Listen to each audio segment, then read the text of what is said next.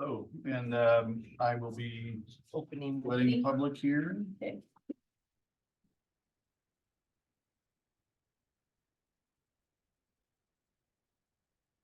And we're good to go. Okay, thank you.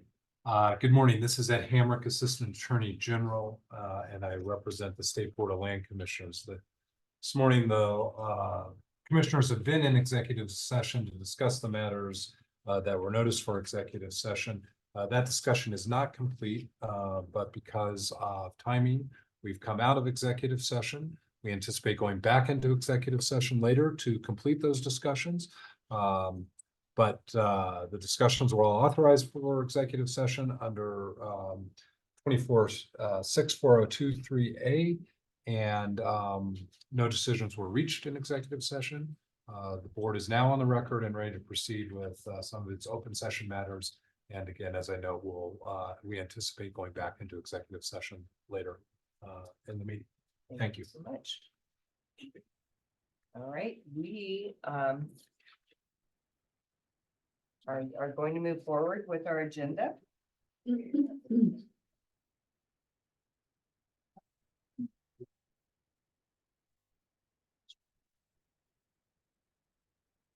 Welcome, welcome,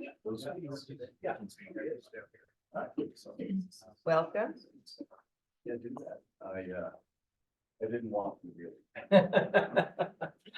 All right, with that, we will open our meeting. Welcome, Treasurer Young. We have paused our executive session, and thank you, Treasurer, and everyone for giving us a little bit of leeway with time. We know you're on a tight schedule, and we're grateful that you are here with us today. So with that, we do have Treasurer Young, and I'm sorry, Janet Becker-Wold. Janet, I didn't recognize you not on Zoom. Honestly,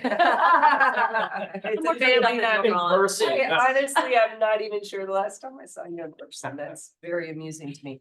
But anyway, we are here with Janet and with Treasurer Young, and You can you're call me Dave. okay, and Dave.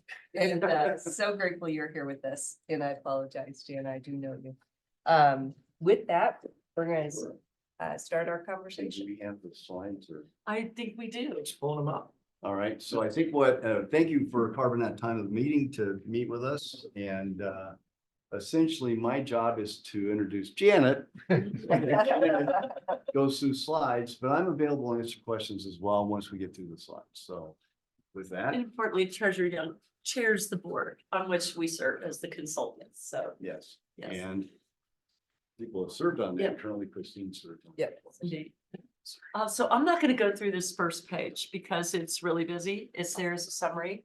But I believe that what I would like me to talk about today is the performance that's in the public school permanent fund, of which the land board is graciously sends their money. It allows us And to. thank you. Right, please and thank you. And yeah, so we our role is to those hard-earned dollars that come from the land board is to invest them prudently on behalf of the public school children in the state of Colorado.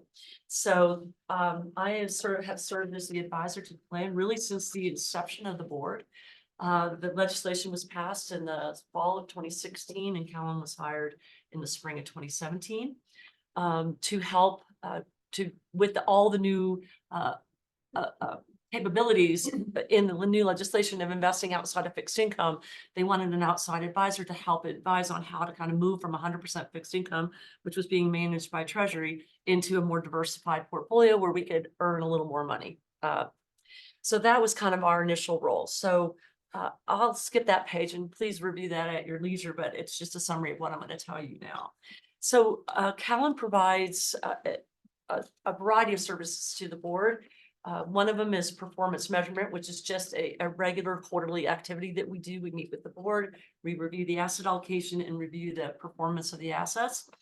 And so what you're going to see here is the last quarterly report we delivered to the board, and it was dated December 31. So clearly these numbers are a bit out of date now that we're sitting in April, but we don't have the March numbers yet, and those will be delivered in May.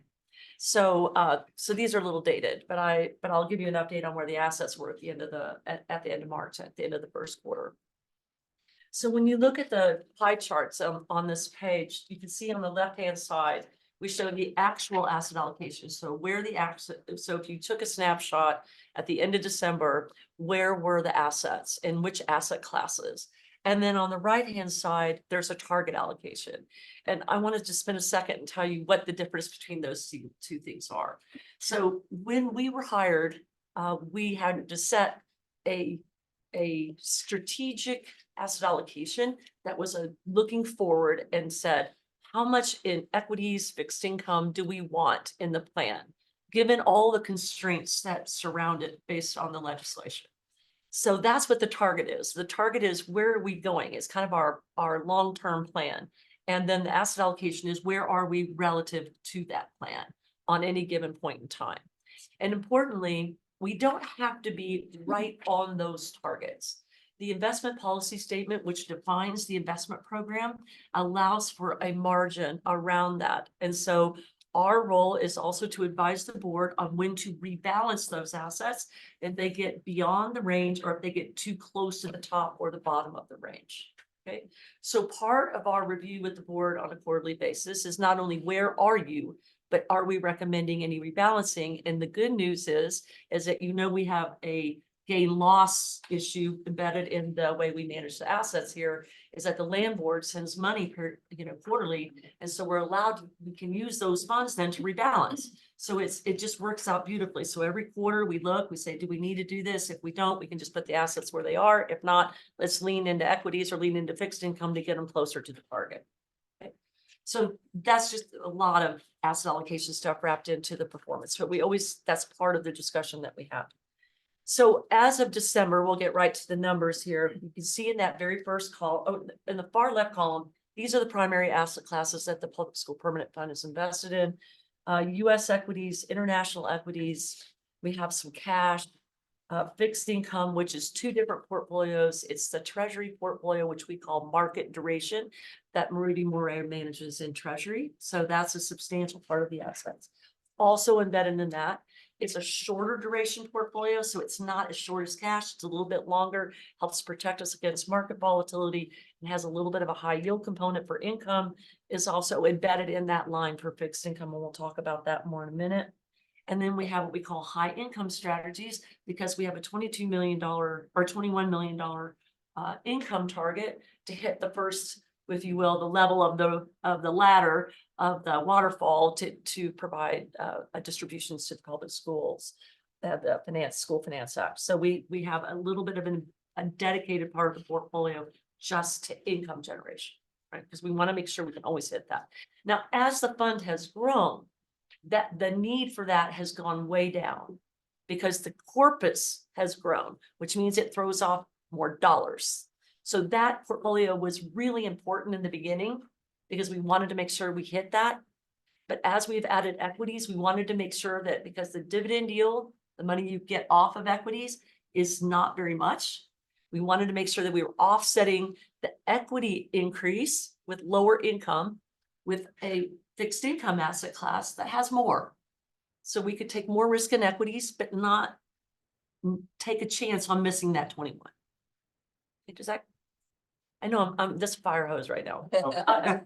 We have been fairly well grounded in this. to be Excellent. honest. Okay, so Yeah. if I'm going into too much detail, Yeah, just no, you're tell me to move. perfect. You're Okay. perfect. But All I right. think we're catchy. These are just all these Yeah. kind of feeds in through this. Okay, so this is the where you are. Okay, we'll get back to this page. So the actual asset allocation for each asset class is in the first column. The weight of that asset class is in the next column, the target, and then you can see the percent differences. And that's what we kind of look at and say, do we need to do anything? What you'll notice that you're overweight equities, but you're still within your range. You're underweight fixed income, but you're within your range. So we've kind of leaned a little bit into equities and a little underweight in bonds. So let's see, do I just, okay, so this is a lot of numbers on one page, but what I want to explain is sort of what you can see here is kind of important in terms of how is the fund, that balance changing from quarter to quarter and why? Because if we go from $1.348 million or $1.3 billion, and we go to $1.5 billion, we want to say, well, how did we get there? How much of that was money coming in? How much of that was money going out? and how much of it was the portfolio gaining. Now, remember, when I talk about gains in this context, it's unrealized gains.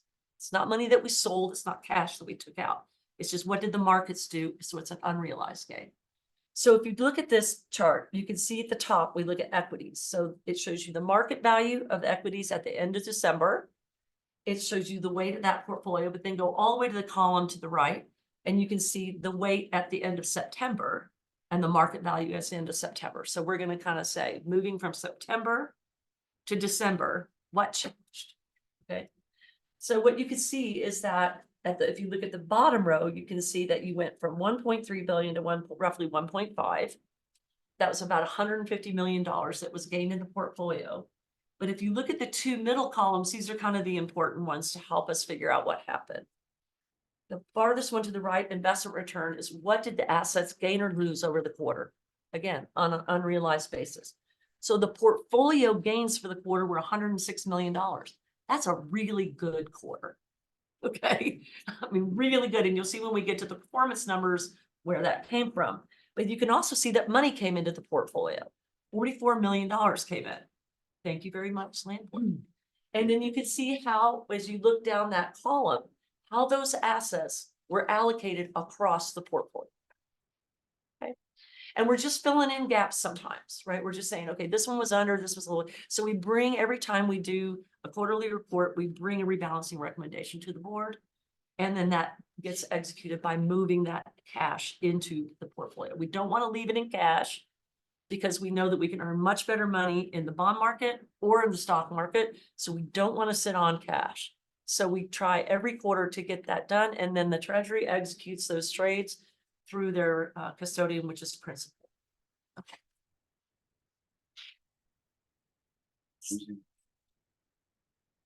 Okay. We're pretty good about just getting in there. I'm just gonna get on with it. I'm gonna keep going. Jump We're in. kind of engaged in dialogue here. I'll try to take a breath every now and then. Yeah, so you yeah, can, okay. Fair enough. So this is the, did I not move it? No, I did not. Okay. There we go. So the first thing we're gonna look at is just the performance, remember, this is a quarter end, December. And you can see that the equity, we would expect over the long run for equities to outperform bonds, but over the short run, it can be anything, right? Over the quarter or even over a year. But in this case, we've had really aggressive equity markets. You've probably known this if you do some of your own investing. The equity markets have been terrific. So in the last year, ending in December, the total equity portfolio, which includes your US and non-US equities, was up 22%. That's why you see that $106 million. It mostly came, not all, but mostly came from the equity portfolio.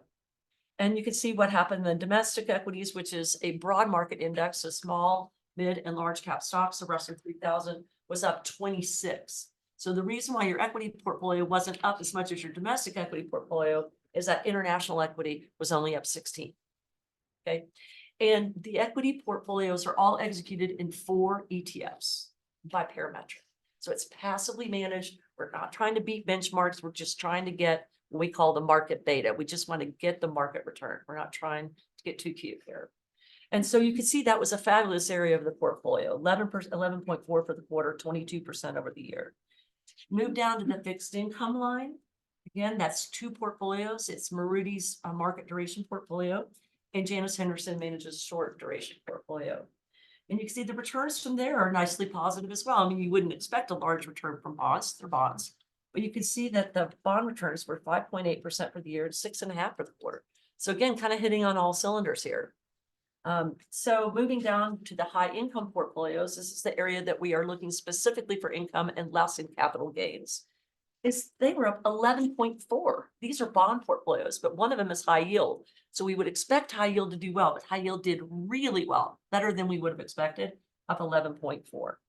And you can see that Maruti's portfolio, because it's a Bloomberg aggregate index, it's just a broad investment grade, 5.7, was ahead of his benchmark and just doing the job he needs to do, which is generate income on that portfolio and make it the stable part, you know, the anchor to windward, as we call it, so that we can take additional risk in equity and high yield. Okay, so looking at the bottom of the page, you can see the total return for last year was 11.3. And you can see the total return for the quarter was 7.8. Really strong returns. Go back one more column though to 3 years, and you can see that the numbers look pretty sad. 10 basis points, 10. And your question might be, why? Why was that so bad? Well, because if you look at the asset allocation, the target to the market duration portfolio is 52.5%. So you have a lot of fixed income, and fixed income was negative. Because remember that it encapsulates 2022 when the Federal Reserve, to fight inflation, just started pushing interest rates up dramatically. And that is a big, big negative to bonds. Less so for the high yield portfolios because they had that extra income as a cushion against the rate increases. So we had to capture that. Okay, and then of course the equity markets went down dramatically as a result of the rise in interest rates. So it was very negative for equities and it was very negative for bonds, and there's nothing you can do about it. But we're crawling our way out. Right. So, I mean, if you look at the last 5 years, because we've had this incredibly dramatic decline in equities and fixed income, you can see that we're still up 4.2, which is barely ahead of inflation. But, hopefully now that we've reset interest rates, the fixed income portfolio will continue to be adding more value than it did before. So we ripped the Band-Aid off in a sense, took all the capital losses at once and have reset bond yields. And now we expect fixed income going forward to be a much bigger contributor to the returns of the fund. All right, so there's only one more page in here that's mine, and then we can certainly stand for questions. So this just takes those same numbers and puts it on a fiscal year basis.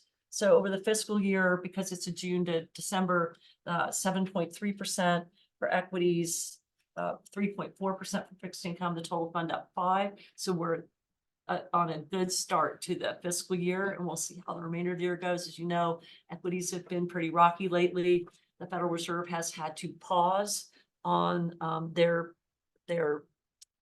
I wouldn't say commitment. They said back in November they expected 3 interest rate decreases this year. We've had 2 big inflation prints this year. One was yesterday at 3.5, caught people off guard, and so March was off the table based on the January inflation number.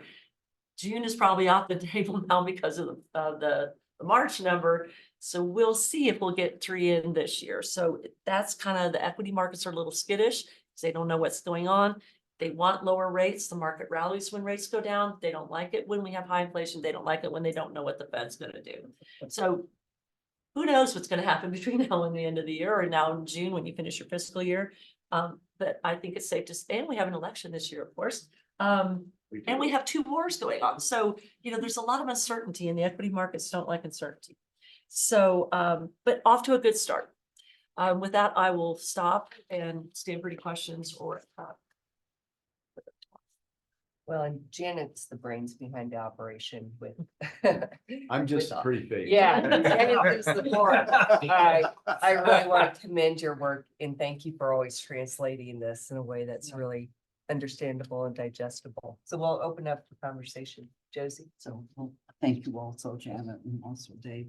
Well, we know that one of the inabilities for us to have growth is the commitment on the 21 million. And I know out of the permanent fund investment group, there was a recommendation to try to see if we could get some action on changing that. Do you know if there's any movement on that? It's a politically laden, This is my and Dave's favorite topic. it is. I mean, that 21 million is a really, really small percentage of what we actually commit for public education, both state dollars as well as property taxes at the local level. But the scarcity model that K-12 has been operating under for so many years, decades, you start talking about even pulling the smallest amount out. There's a lot of consternation, and so if we just redirect it to something else, it doesn't really ease the pressure on the portfolio to produce income or results, returns that feed something. So I think the conversation is, can we stop committing that 21 million to anything? I think that gives us more flexibility then to work, but I don't see we're not seeing that come from the school finance act or long bill this year. We had acted on the 1146. That was a House bill that Speaker McCluskey ran from the school interim committee. And that was a couple of years ago. We did the study. Kristen, you were involved in that. One of our good friends, Mary Wickersham, who actually created the BEST program when she worked at the Treasury, the Building Excellent Schools Today program that you all helped feed into as well, was really looking at how we could take that money and do something different with it, impact investing, generally not the 21 million necessarily, but just more options. Unfortunately, had a really significant health crisis and has had to step away. And that was the person who was actually going to lead that charge on that. But we have interest from a lot of community partners, including Gary, that wants to work with us on this. So while it didn't happen in the long bill and the school finance act this year, I think there's going to be momentum. Particularly since I think they ended the negative factor. So, That's what we. Commissioner or Treasurer Young, I was on the permanent fund call this month, and I thought I'd heard you say you broached the discussion with a couple legislators about removing the 21 million. Again, it was, not running a bill or anything, but just sort of a how would you feel thing. And did I understand you correctly in your comments there? And again, not when I committing say you it's, to running it, it's but politically laden. So, when you're ending the negative factor and then you say, yeah, but we're going to take this 21 million, and they go, well, why are you taking that away? We just finally got back to funding at 1987 level. So did I say that? I just said that, didn't I?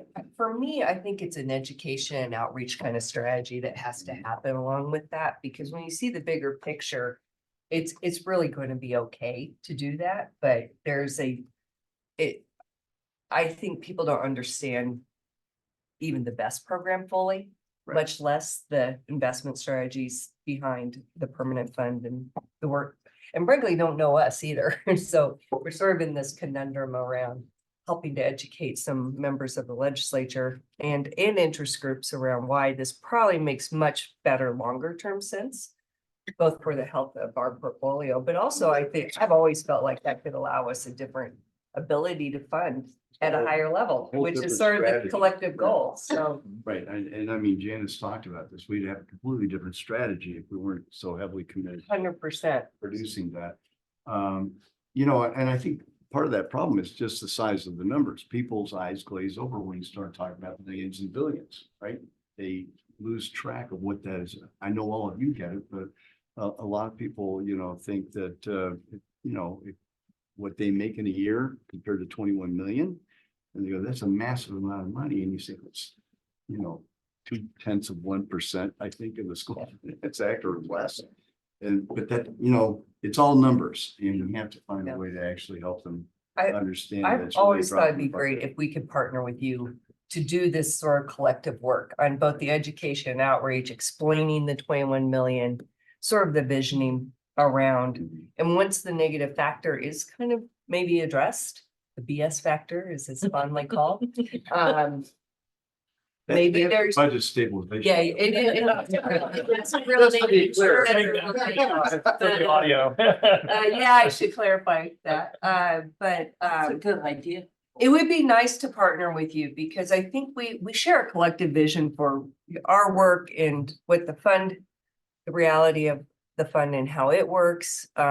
We also know oil and gas revenues over time are going to be declining, so we have to enhance our portfolio and our strategy for investments if we're going to sort of make up lost ground that we're going to frankly lose with just cash coming in the door through our own portfolio of work. So there's a longer term strategy. It'd be great to partner up. I mean, it seems like if, Yeah. even if Sure. we've never met with the BEST board or with Yeah. other sort of allies, and maybe if we had some opportunity for all of us to just kind of look at the long term of what these opportunities are, you know, it might be. Well, some of that work happened with the report that was produced Yeah. for sure, but there's a lot in there that There could is. be moved forward. Well, we didn't have a lot of consensus positions. Yeah. Coming out of that, but a lot of good ideas. I think it's a great idea to meet with the Capital Construction Assistance Board, CCAB, which we call the best board. They're the ones that actually get applications and vet all of these requests and applications. And Andy Stein is the executive director, and they've got a great board and they do a great job. But I mean, they're assessing the status of our buildings across the state, and it was 18 billion deficit when they assessed it last time, and I think it's grown, even though Best has actually addressed about 3.5 billion over the last 13 or 14 years, right? So that's infrastructure constantly falling behind. I'm actually working on a bill in the legislature right now about infrastructure writ large, crossing all the different categories of infrastructure, not to approve programs or projects or anything like that. What we're trying to do is find a way to bring more capital into the state. And K-12, actually, I talk about it being P-12, figures prominently in that. And, I don't think we expect the best program to address all of these concerns. They're doing health and safety.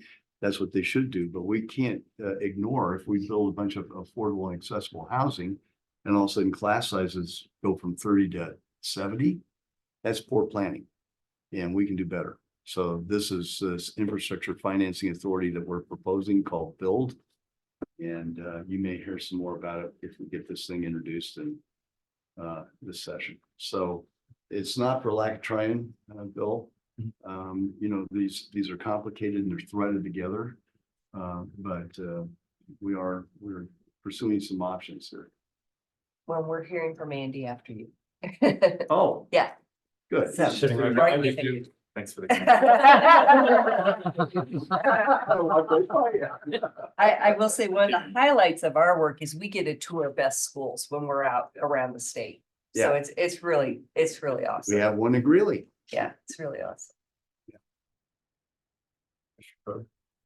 Yes, thank you, Janet and Treasurer, yeah. I guess reflecting on this, I had a couple of different questions. One was for you, Treasurer, and it sounds like you're taking a leadership role in the bill you just mentioned.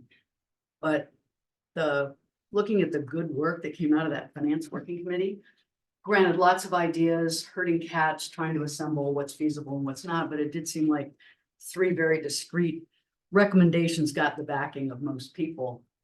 And I guess my question to you is, efforts like this seem to me that they need leadership. They need a champion who's going to bring in those diverse interests and, as our chair had pointed out, come up with the marketing and the education and the explanation. We're not taking anything away. We're actually creating a larger pot or whatever the appropriate and real messages are.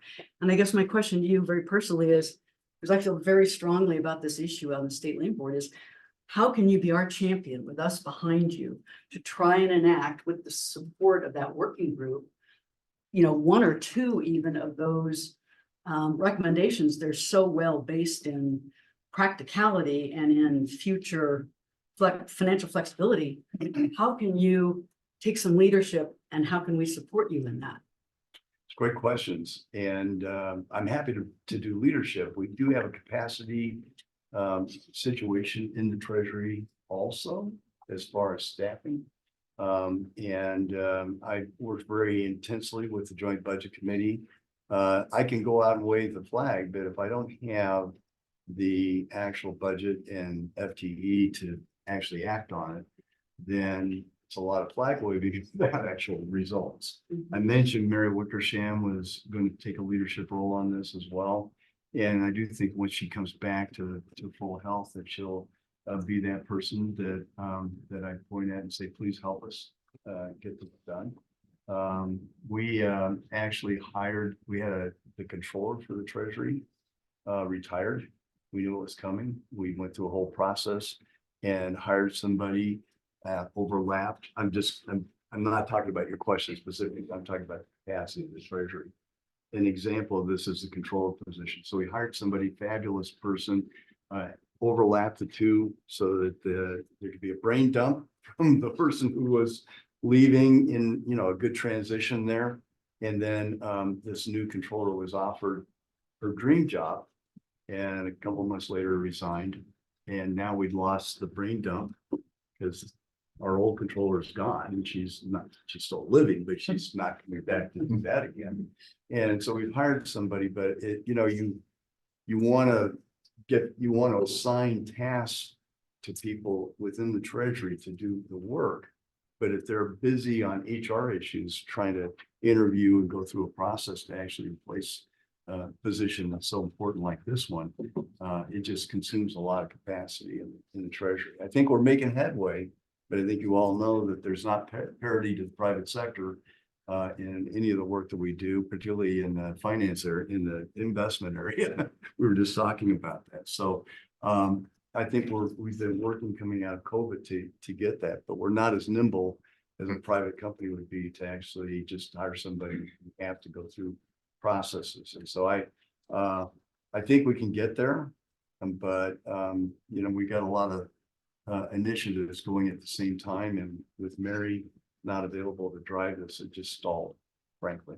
So I didn't have another person in treasury to say, all right, why don't you step up and do this? We just didn't have capacity. Not a good answer, but that's the world of reality that we're living in. I just had a question. We're just looking to the future. And you talked about allocations. Is there any thought on adjusting our allocations from the targets of 60% fixed income and maybe raising equities, or have you guys contemplated? We think about it all the time. Yeah. It's a constant conversation. And this is all we've talked about really since 2017 was getting equities in this portfolio. And I'm really appreciate that the 21 million honestly is not the most constraining factor for us, because the portfolio is large enough now that we could move from these high yield portfolios into equities because the base is so much bigger, throwing off more income. We can hit the 21, but we want to continue to, without just going into an entire diatribe about this, is thus the waterfall structure itself is problematic. And the distribution policy is problematic. Because you're limiting the amount your distributions because it's a fixed dollar amount. So there's lots of things that kind of are surrounding this issue that are less easy to hit hard. But all combined, it becomes more constraining. The portfolio is throwing off what, 42 million now, something like that. I mean, I was gonna ask you. I haven't seen the that's what it numbers, did last year. but it's, Yeah. I mean, when in 2016, we were hitting 22. Now we're double that. So 21, I mean, it would be great, but the whole waterfall needs to be rethought, in my opinion. Because I think it provides more flexibility for the Public School Fund Investment Board to throw off additional money.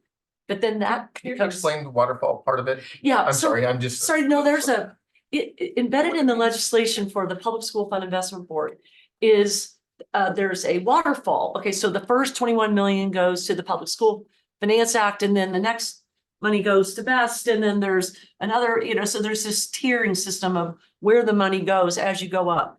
And it was only through, I think that was only active, I mean, it's now kind of in the past. The whole thing is completed. So we're at the very top or the bottom, depending on how you think about waterfall, but it exists. And so this money still gets carved out that way. The dream is a percent of market value distribution policy. And like I said, I don't want to, we've done this in the study, and we've done it for the board. We've done it for the 1146 study. Is the dream would be, you say, the market value of the fund grows. And as the fund grows, you send off a percent of that. So over time, the amount you can distribute goes up. And the idea is that you beat inflation every year or over the long run. We know we can't do it every year, but that you keep pace with inflation and student population growth so that the distribution grows as the student population grows and the state grows.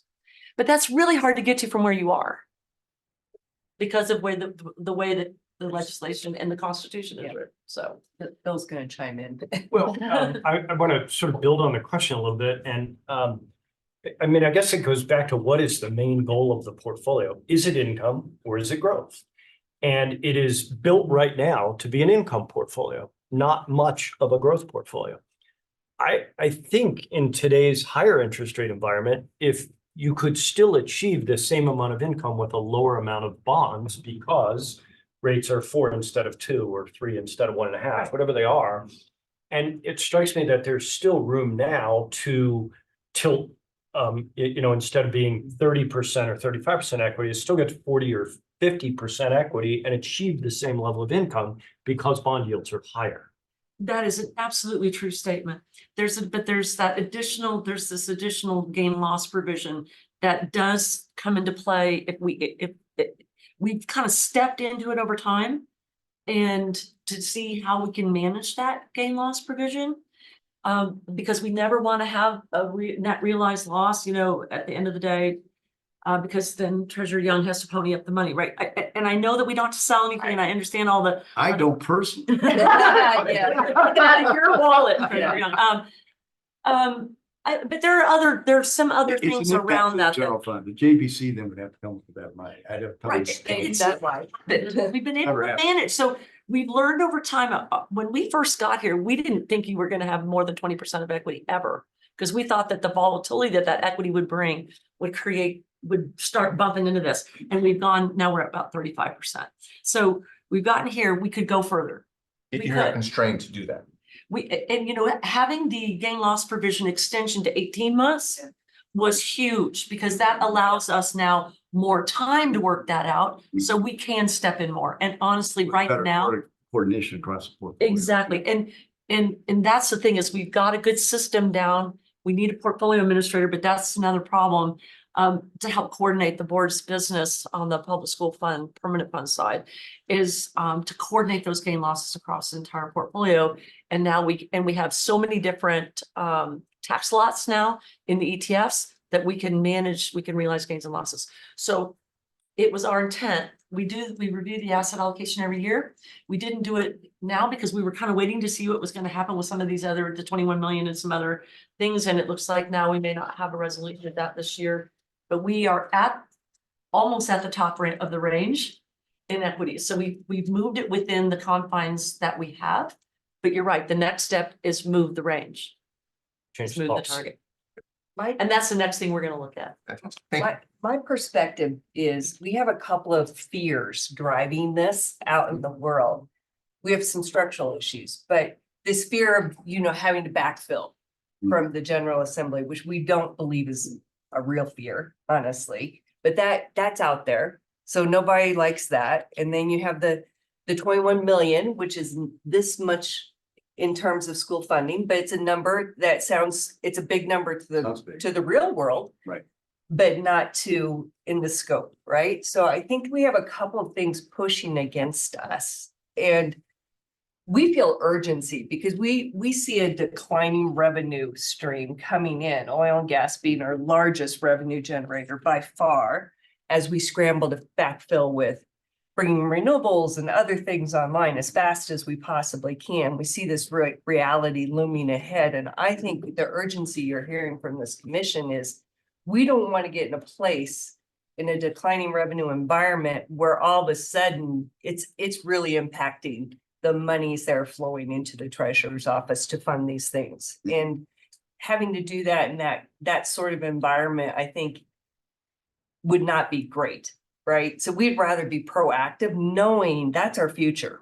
And at this point, there's no way around that future. So being proactive against, how we can use the fund differently and enhance either a growth strategy or spending off more dollars strategy, or both in some balanced way is a priority for us, because we feel a huge fiduciary obligation to fund that intergenerational trust.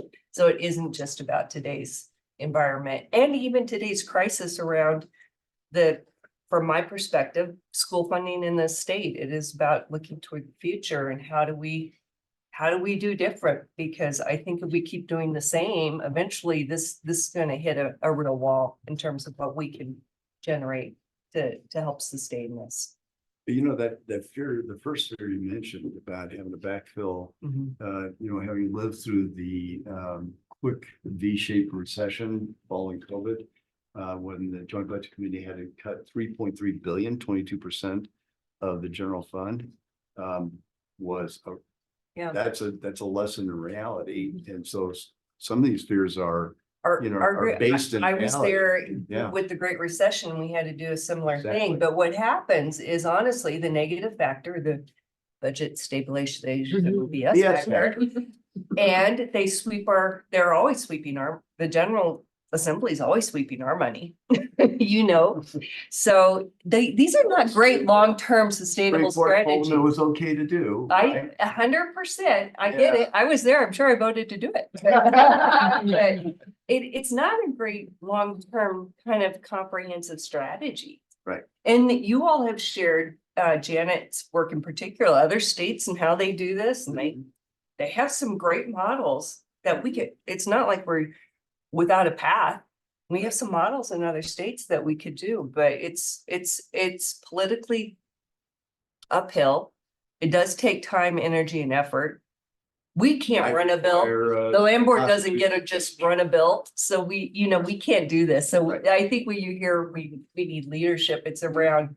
We really need a partner in it with us because we want to help make this happen and are sort of waiting to be called upon to best serve that role. So I think that's some of what you're hearing.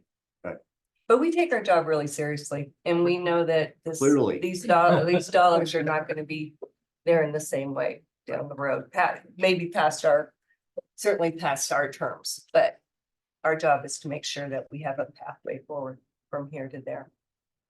And to your point earlier, so much of it is education. I mean, we speak to people who we think should be our allies, and they don't really have enough information to see that this is a long-term strategy that benefits them. Well, and I think this is a dilemma, and we've served in the legislature. We know what this is about, but the legislature operates on today's crisis and solving Yeah. today's problems. And, you know, I do think that as a class of elected officials, treasurers across the country, tend to look at the long term. We tend to try to see further out than just this fiscal year and recognize problems that are really going to come back in another generation or two and really hurt. And then these are often problems that are developing in slow motion. And that means the solution comes in slow motion as well. So if you wait and keep focusing on today's crisis, it just comes and then you're way too late to do anything about it. Retirement savings, this program we launched, is a perfect example of that. Well, I think the infrastructure authority that I'm trying to get Yeah. launched is an example of that. And so, you know, I mean, we're trying to take a look at these things and address them.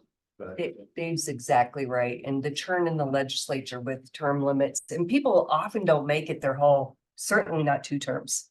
So you get someone kind of grounded, educated, a champion, and they're gone. some of You them are need to making start it over. long-term. Some don't even make it 1 term. Yeah. Right. So in the house, I'm thinking from a house perspective, but you know, there's not a ton of institutional knowledge that stays in the building that lies with the General Assembly. It's the staff in the lobby Mhm. that are there longer term.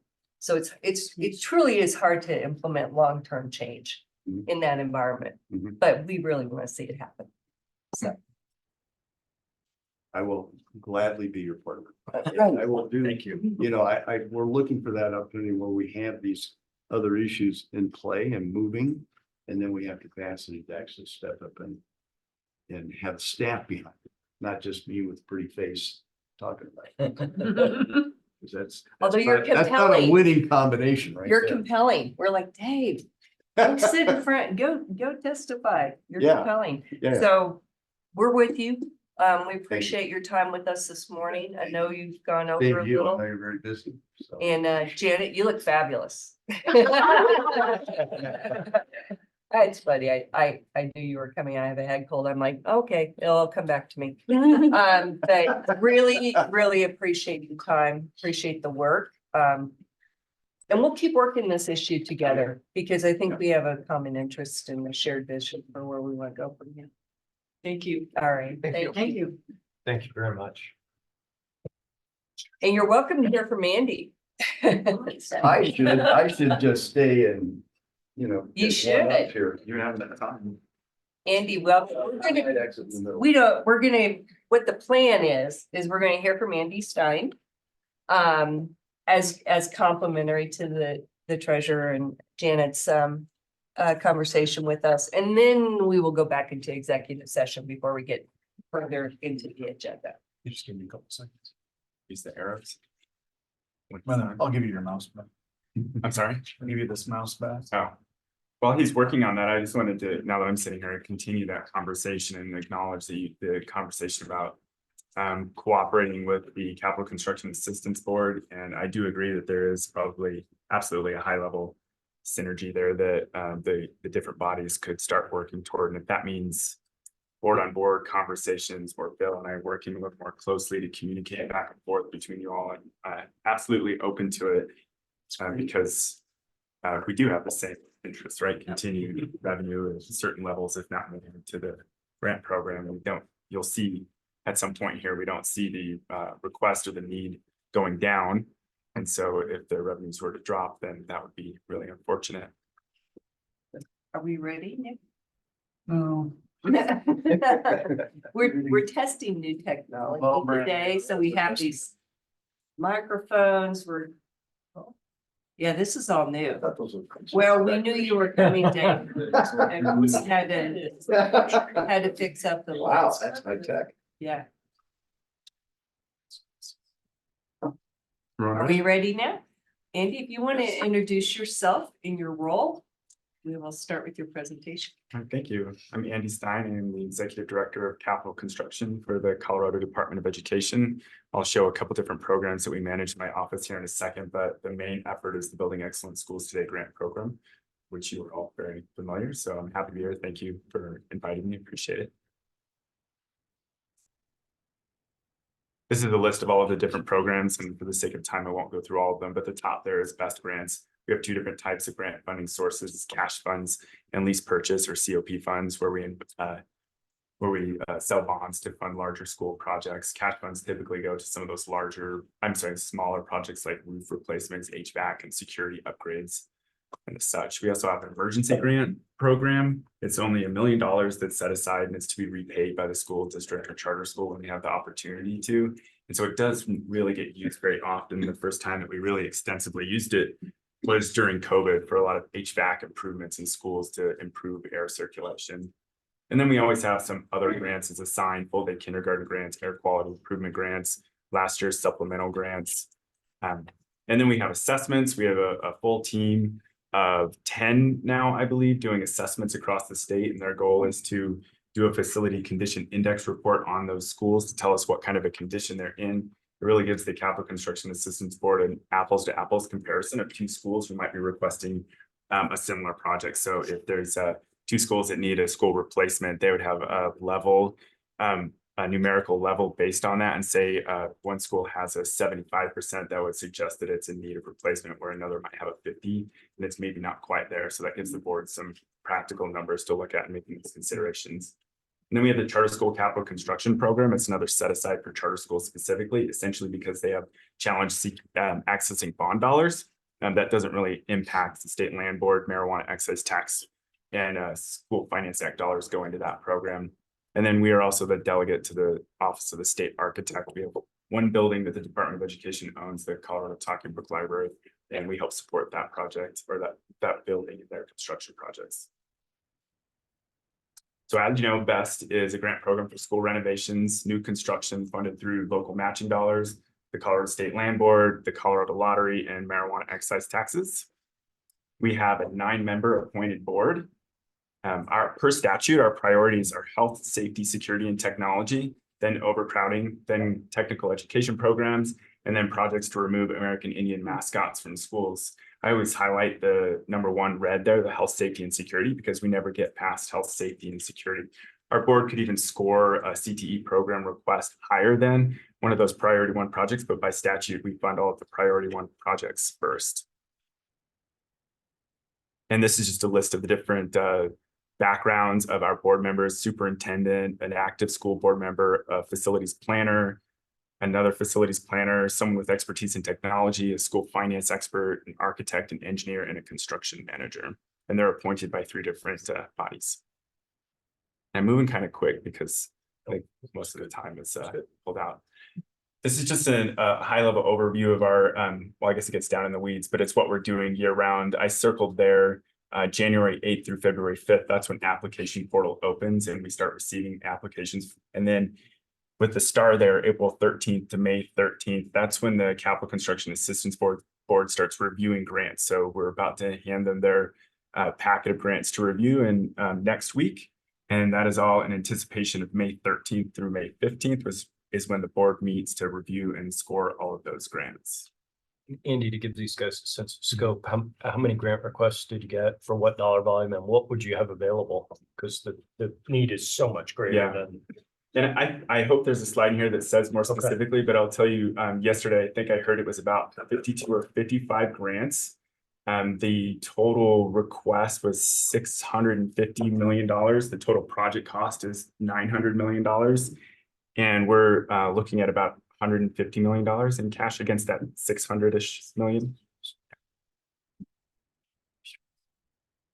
There was a conversation earlier too about understanding the state land board. I might say that I think a fair amount of people understand it, but they don't get those large dollar concepts that Treasurer Young was talking to. We did just update our numbers for the statewide need and it was at $20 billion. So we like to say we've done $3.5 billion and there's still $20 billion in need. And a question we often get is, what are we doing wrong? Why can't we do more? And it's like, you know, costs keep going up. It's kind of hard it's impossible to stay ahead of. Here's a reference to that. Our facility assessment team just revised their numbers to $20 billion in capital need. That's a 5-year planning window, which means it's projects that will be coming online in the next 5 years as well. It's not just the immediate need today. And it is cost escalation plus system renewals or replacing major systems and facilities that typically increases that cost annually. And this is just a look at our fancy dashboard that we have on our website. You can go on there and you can hover over different districts and then dive into those if you want to see the conditions of the different facilities in the state. And it wasn't on the previous slide, but I will point out that we have had the ability at this point to assess in person. I think it's 98% of the smaller rural districts in the state. We have not had the ability to get in all of the larger districts, those with 1 million square feet or more. So we actually model those numbers. So sometimes they come in as a worst case scenario because if a building is 80 years old, then that suggests that everything in the building needs to be replaced. Where some of our larger districts actually do have the opportunity to maintain some of those. So we might see some of that drop a little bit. Andy, before you Yes. move off that slide, just for folks online, Don't know how to go back. Left there. just what's the scale, the red to green? Red would be need for replacement and green would be, 0 is brand new building. Okay, So no red in there, but there's getting some pretty hot oranges. yeah. And this is just a look of what you can see if you dive into one of those districts on the website. This I just like to share Maslow's hierarchy of needs. You know, the Department of Education's focus is self-actualization or full potential for students. And that's the top of the pyramid. And we can't get there if we don't meet their basic needs: security, safety, food, water, warmth, now cooling as well, and rest. We have anecdotal evidence for BEST that we often see culture shift, community pride, student pride, reduced vandalism, reduced truancy, improved teacher retention, and better test scores. Obviously, as a result of all of those things that I just mentioned, it's hard for us to do exact numbers because it takes so long for concept of school replacement to completion of a school replacement. Sometimes our educational adequacy tests change over that time period. So it's hard for us to compare that really on an actual number scale. I like the arrows better. Some bragging. BEST has generated over $3.5 billion of school construction projects. BEST projects create or support 17.5 direct or indirect jobs for every $1 million invested. And sometimes these are some of the largest infrastructure projects in these communities, aside from a hospital or a rec center or something along those lines. BEST has awarded health and safety grants in almost every district in the state at this point, impacting over 400,000 students. It's not really an intent of the program to spread it out geographically like that, but it's nice to see that. And it seems like every year we get one or two of those white districts applying as well. So we're getting close to accomplishing that. And then little red stars, I don't know if you can see them. Those are school replacements or new schools. It's a little small on that slide.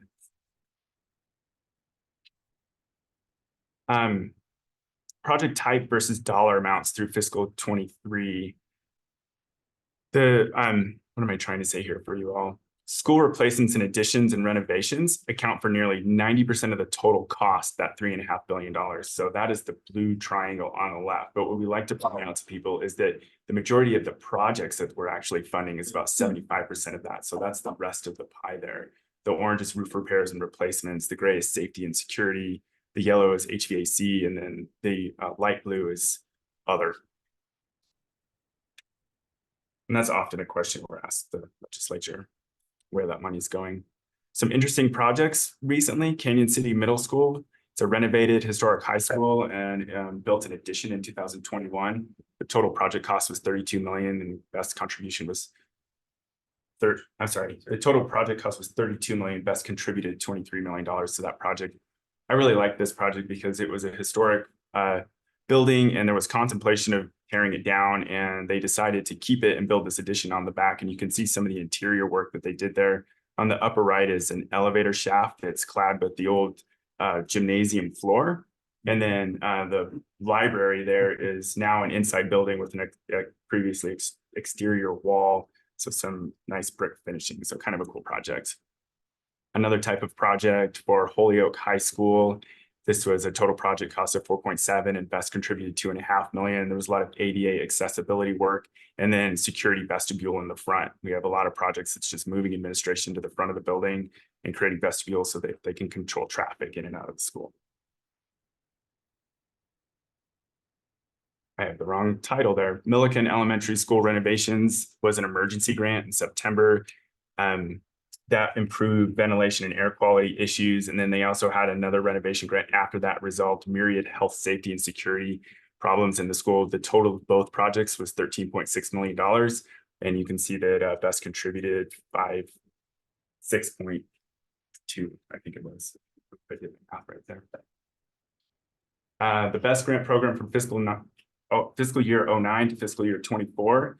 The orange half of that pie is the total cost of projects in the first 10 years of the program, $1.6 billion. And then I didn't have time to update the slide, so I scribbled over it.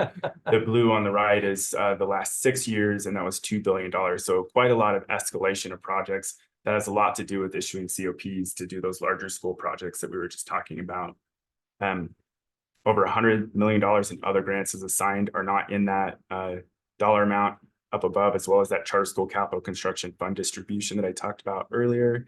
And then we have approximately 55 active projects right now with about $600 million in open grant balances, a $1 billion construction value for those. And we do have a budget request in this year to make what we had as a temporary 5th regional program manager permanent. And my understanding is that it's looking good. So fingers crossed, it will be a big help to keep that person around. Our regional program managers are experts on the ground. They're the ones that help districts consider what to apply for, how to apply, and lead them through the entire process. So we average about $195 million in revenue since fiscal year 19 for the program.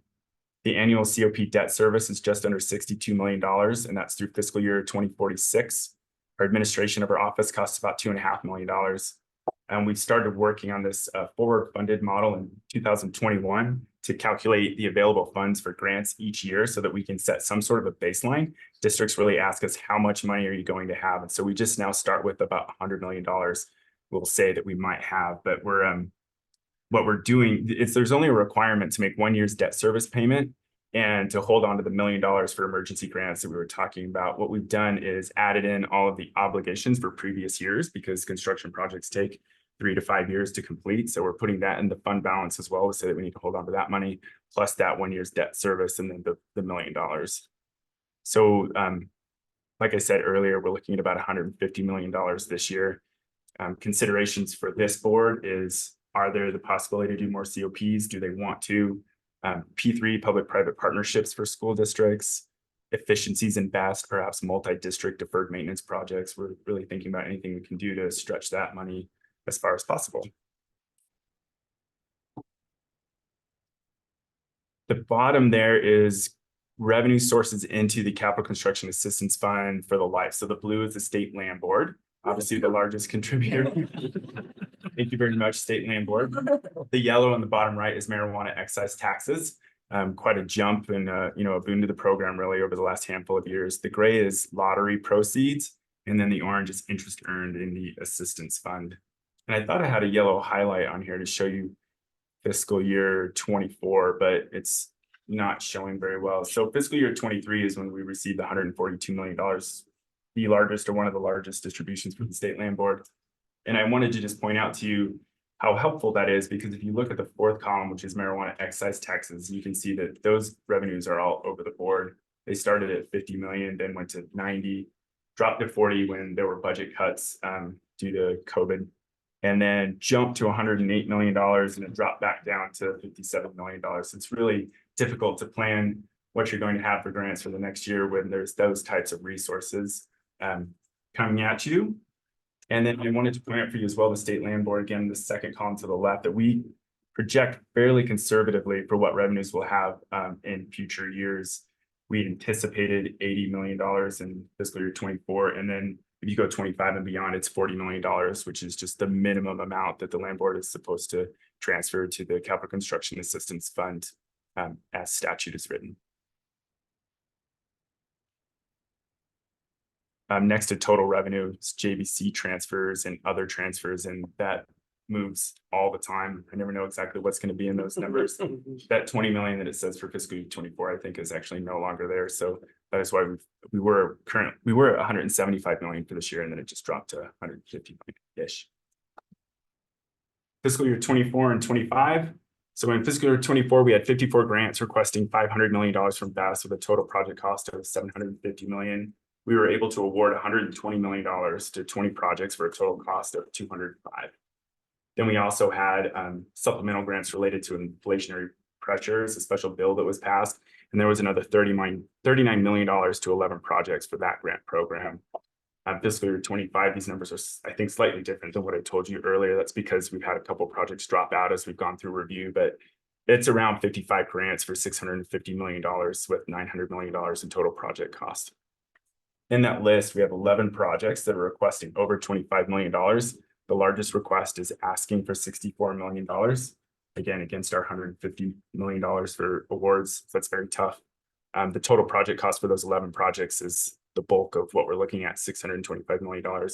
I think an average school these days is probably $60 to $80 million. They're getting fairly expensive. 16 of those projects are requesting under $1 million with a total project cost of $20 million. And the board does not really consider the dollar amount for the project or the project request. They're really trying to take those projects based on their need and the compelling argument on how they're going to resolve that need. Just to consider, the $64 million project could be the highest ranked project if they just really need that school replacement. This is a visual look at requests that come in versus what we've been able to fund since fiscal year 17. So the blue dollar amount is the total amount requested. That's the request from BEST plus the local match. So that's the total project cost. And then the yellow line is the total amount that was actually funded that year. The orange and the gray, the orange is cash, and then the gray is COP or lease purchase agreements. So you can see in that middle section there, we had the opportunity to push that yellow line a bit higher because of those finance projects. Fiscal year 23 and 24 were falling pretty well below the line for what's requested. That's it. That's terrific. So, Yeah. so sure. thank you. I have two questions. The first is you on your slide under considerations, you have COPs and some other things. Do you think your board is really also focused on the opportunity to expand this through the discussion we had earlier about greater investment in equities and providing a bigger pool?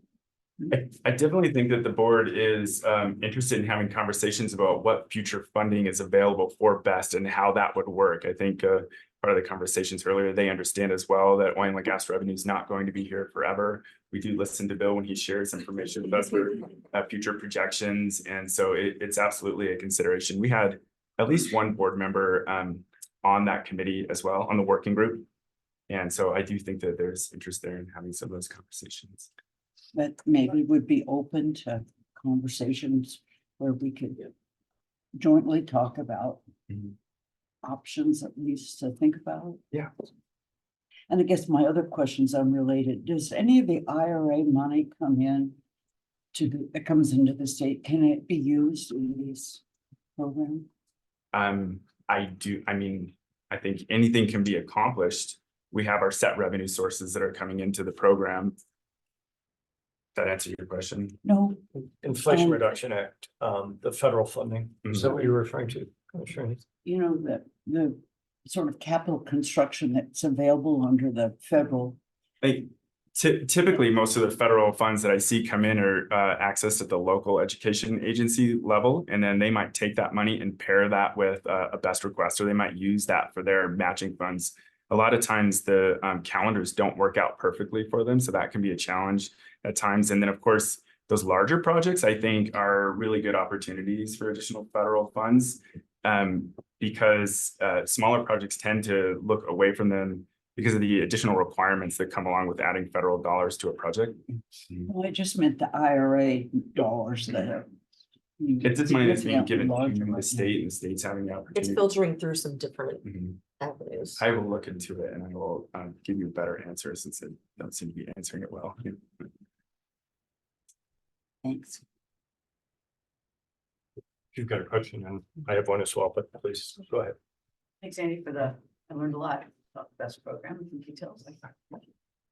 I'm curious, thinking about the lumpiness historically from your chart of the state land board contributions.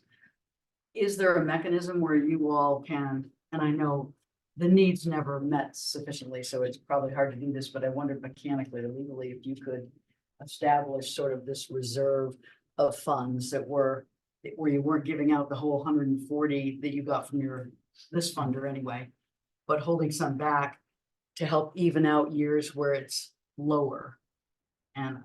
Because it looks like you're giving it all out, like you have a certain amount available, then you get the grants and you allocate it as you propose. It would be a consideration that the board could use. They typically, we're given a spending appropriation annually by the legislature.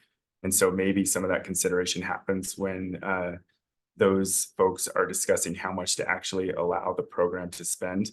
But I think typically the board sees that larger total need in any given year and looks to try to get the money out the door. We haven't had that conversation in the last couple of years, so the dynamics of the board may have changed a bit, but I'll just share what I know previous boards have felt.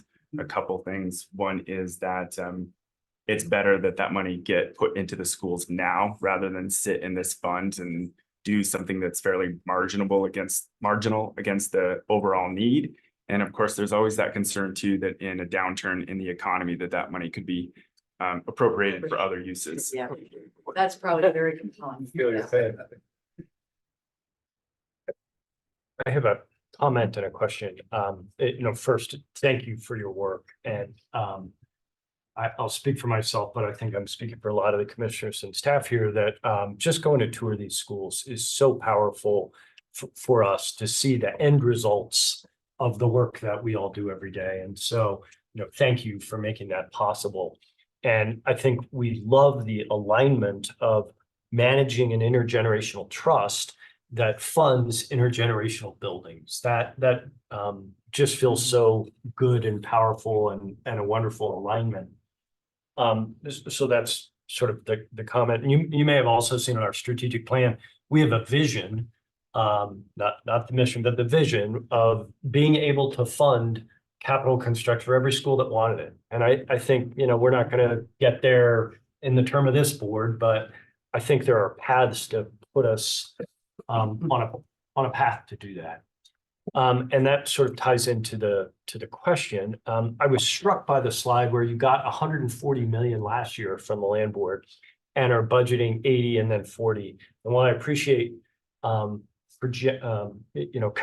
budgeting, I think there are ways that we could make that a much more stable source for you. And one of them is what Janet spoke to when she was up here, which is let's have the distribution schedule be a fixed percentage of the value of the permanent fund rather than linked to our revenues that are volatile, as your slide showed, and hard to predict. And so I just want to get back to, could our boards work together with the treasurer's office to advocate for a change in the distribution formula where you were linked to a percentage of the value of the permanent fund, just like every university endowment in this country does, just like almost all of the large endowments do, rather than being linked to this highly volatile oil and gas revenue stream. And so I would just welcome the opportunity to work with your board and with the treasurer's office to sort of educate the legislators on why that powerful change makes your job better and easier to do. And so maybe that wasn't a question, but if we could work with your board and our board together, I just think there's alignment here that benefits best. Yeah, I'll add to that. I agree with you that finding a consistent, steady funding source for the program is what I think what everyone wants. Timing is everything. I think right before COVID hit, Treasurer Young and Kathy Gebhart, who was then the chair of the Capital Construction Assistance Board, and I sat down for one or maybe two meetings and started to talk about what does future funding invest look like, and then everything was upended, and here we are today. Our board has an annual retreat in August, and I think perhaps Bill, if you and I were to sit down and talk a little bit after our May meeting, I could start broaching that subject with them at that retreat, and we'll see if maybe there's some synergy here for the three groups to come together and talk about it. Terrific. Thanks. I just want to echo some of what Bill's saying. I think we all feel this tension around the future and the uncertainty that's related to that, but and I'm glad your slide said it's not just a new building, it changes a community. And it's really powerful. And Dave, I don't know if you got to go into a lot of these schools. I really hadn't in the legislature, maybe a couple, but it can change a whole community. And the flip side of that is we go into other parts of the state and the need is so great. And they have not yet had that opportunity to experience the best dollars in a way. And I was glad to see the geographic distribution, but the need is so far outweighs, what we're able to do today. So telling the story is really powerful. And I think hearing from community members and community leaders what it meant and what it means for their folks. It's a different story than just the numbers on the page. So I just want to thank you for that as well. Absolutely, and ribbon cuttings are the best part of the job. Yeah. Probably for you all as Yeah. well. Yeah. Dave? One comment, and I think maybe Andy, this came from your website, but there's a video that the town of Hayden put together that's very powerful and goes right to your point. And did that come from your website or did I just find that somewhere The else? town of Hayden, I don't think it came from my website. Okay, Yeah. they produced a video. They had Best High School that was built there. And they talk about how it has changed the entire community. We toured that school last year, Treasurer. It's awesome. Yeah. I mean, so they it's exactly the town your made point. the video That's and cool. talked about it. So I think that's the story that gets told and it's a good one.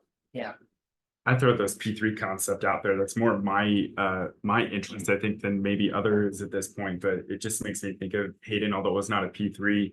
You were mentioning affordable housing as well, and you do see different districts around the state that are really combining some of this effort. And Best, I don't think it's the tool to solve a lot of those other problems, but you see towns like Hayden that, something else that they did there. I don't know if you were aware of this on your tour, but they were demolishing their old school and they stopped about halfway through and decided to only do a partial demo, which Best was able to pay for, and then hand that over to the town, and they turned that into a community center. And I think it might be in that video as well. But that kind of transformation for a community, I think, is really exciting. It's more than just the school, like you Well, said. we're engaging in affordable housing projects now as a priority of ours. Certainly meeting the challenge from the governor, and that's happening across the state. So we're getting to see some our work different through a different lens as well. So it's pretty cool to have that. Either. I love this idea if we can find ways to connect because we're a small but mighty group between us and the best part in the treasurer's office. Yeah. And there's huge opportunities and I'm excited by my takeaways are we need more money.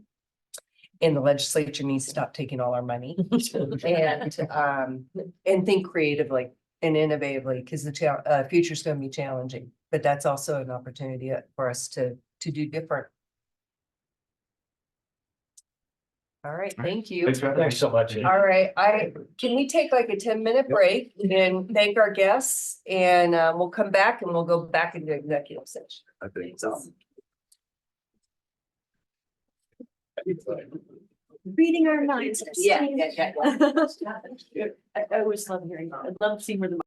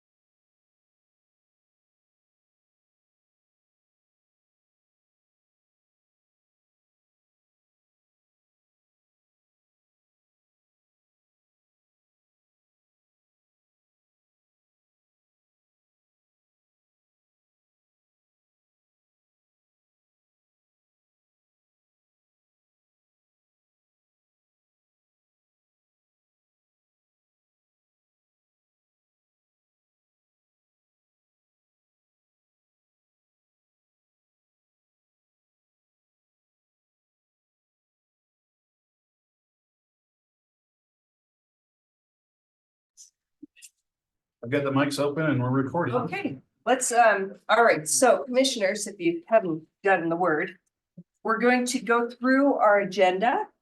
It's easier, it's less disruptive than to go back into, we have an executive session that we have to finish for the public, but far less disruptive to come to that at the end of our formal board business. So with that, we will move forward, and where are we? Well, We I are- can move backward though. Public Oh. comment? Yes, we have to move backwards first.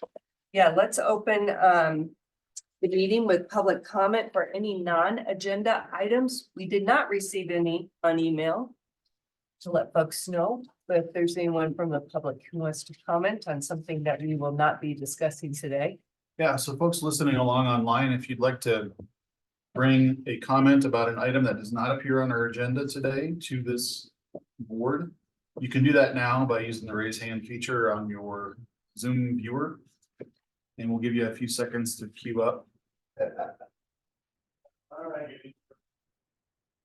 Commissioner, I'm not seeing any raised hands. Terrific. We will keep moving forward. Director Ryan, announcements? I have none. Okay. We are to our DNR report. Welcome. Good to see you again. Thanks for Extra being on the tour flexibility, thank you. yesterday. Yeah, you bet. Good morning, commissioners. My name is Tim Brass and I serve as the Assistant Director for Parks, Wildlife and Lands at DNR. DNR staff are still busy at the state legislature as we just have about a month left. And we're also beginning the process of legislative and budget planning for 2025. I wanted to share a couple of brief updates since our last meeting. First, a few DNR staffing updates. We recently promoted Kelly Romero Heaney to serve as our new Deputy Policy Director. Kelly has been working as DNR's Assistant Director for Water Policy for the last 3 years. And she'll also be, and she's also been serving as a liaison to the governor's office for DNR. In this new role, Kelly will be responsible for leading the implementation of DNR's policy priorities, and she'll provide direct supervision to the policy staff at DNR. Governor Polis and Dan Gibbs recently announced Jason Ullman as the next Colorado State Engineer and the Director of the Division of Water Resources. Jason brings over 20 years of experience in water resource engineering, 14 years of which have been at DWR, where he most recently served as the Deputy State Engineer. Moving on to legislative and budget updates. To start, just to go through a quick update on DNR's priority legislation this year. Senate Bill 161, the CPW's license and pass legislation, which would help Colorado Parks and Wildlife collect data on sensitive game species, and it would also clarify that Keep Colorado Wild Pass funding can be used for capital construction at state parks. This bill has been sailing through the Senate, and it's currently awaiting a hearing in House Appropriations. House Bill 1117 is our invertebrates and rare plants bill. And this bill has maintained strong bipartisan support throughout, recently passed through the House, is now onto the Senate. And we're now awaiting a hearing in Senate Appropriations. Wolverine restoration legislation recently passed the Senate Ag and Natural Resource Committee on a 5-2 vote. While some concerns from stakeholders remain, we've had some good support from a variety of groups, including Vail Resorts, Colorado Ski Country, the Denver Zoo, National Wild Turkey Federation, and many others. I think the inclusion of a requirement that a 10J ruling be finalized by the U.S. Fish and Wildlife Service before reintroduction can occur has helped to address some of the earlier concerns from stakeholders around potential conflicts on land uses. Lastly, House Bill 1346, ECMC's legislation, which would help establish a process for the use of pore space for large-scale carbon sequestration projects. This bill is actually scheduled to be heard in the House Energy and Environment Committee this afternoon. We anticipate a number of amendments to be adopted to this legislation, which will include the removal of the provision which would have given ECMC the authority to regulate direct air capture facilities. The amendments will also include a statutory definition of cumulative impacts to apply to everything that ECMC regulates, with the exception of geothermal. A few other bills worth mentioning. A few oil and gas bill updates. During our last meeting, I had mentioned that we were closely tracking Senate Bill 159, which would have stopped new permits for oil and gas after 2030. This past week, that bill was postponed indefinitely in the Senate Ag and Natural Resource Committee. House Bill 1330 is another bill that we're tracking. This would require oil and gas operators to obtain new permits through CDPHE prior to getting permits through ECMC. This bill has passed through the House Energy and Environment Committee and is currently awaiting a hearing in the House Finance Committee. Senate Bill 165 is another oil and gas bill that we're tracking, which would put pre-production activity limits on oil and gas within the ozone non-attainment zone during the ozone action season. This bill passed through the Senate Transportation and Energy Committee and is currently waiting a hearing in the Senate Finance Committee. Last oil and gas bill I wanted to mention is House Bill 1367. This would put a sunset date on severance tax exemptions for stripper wells in the state. This bill is awaiting House Appropriations Committee hearing. We have some concerns about this bill, the potential impacts that it would have on our orphan well program. So we're continuing to work out some of those concerns. Moving off the oil and gas bills, the non-functional turf ban, which was Senate Bill 5, recently passed and was signed by the governor. This bill would require local jurisdictions and state facilities to prohibit the installation of non-functional turf for new development and redevelopment on any commercial, institutional, or industrial property, as well as in common use areas for HOAs. House Bill 1379 is the dredge and fill permit program. In response to the Supreme Court's decision on the Sackett case, which drastically reduced the number and type of water bodies that would be subject to the Clean Water Act, Speaker McCluskey and CDPHE have been working on this bill, which would stand up a new dredge and fill permitting program to be administered by CDPHE. This program would cover state waters, but would include a number of exemptions, including agricultural related development. The governor recently signed Senate Bill 31, which gives local authorities the ability to enforce and assess fines on landowners for non-compliance with noxious weed management plans within their jurisdictions. DNR helped to secure an important amendment on this, which exempts state agencies from civil penalties. House Bill 1178, which is related to the local government authority to regulate pesticides. DNR has been engaged in this throughout, and a number of amendments were recently included at our request to make state-owned and managed waters and lands exempt. we're also working with the Division of Mining, Reclamation and Safety to incorporate an additional amendment. This bill is waiting to be heard on second reading in the House. And then it will need to pass with a recorded vote to move on to the Senate. Last bill I wanted to mention is our renewable siting legislation. We are continuing to collaborate with the Energy Office and a wide variety of stakeholders on a legislative approach to that bill. We do anticipate a bill to be introduced soon.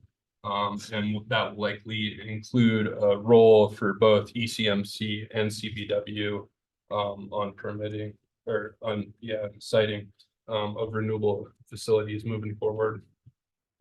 Moving on to a few federal updates. DNR staff are currently in the process of developing and finalizing comments on the BLM Greater Sagegrass RMPA. This effort's been applauded by Governor Polis, Executive Director Gibbs, and others as an effective way to ensure that the best available science is being used to inform land use decisions that have an impact on declining populations of the bird. DNR is also in the process of finalizing comments on BLM's solar PEIS. BLM has identified lands proximate to existing or planned transmission lines as the preferred locations for utility scale solar development. And we know that the land board staff have been involved in comments throughout the process. One quick tribal update. We recently held our second quarterly meeting with the Southern Ute tribe. And that was this past week.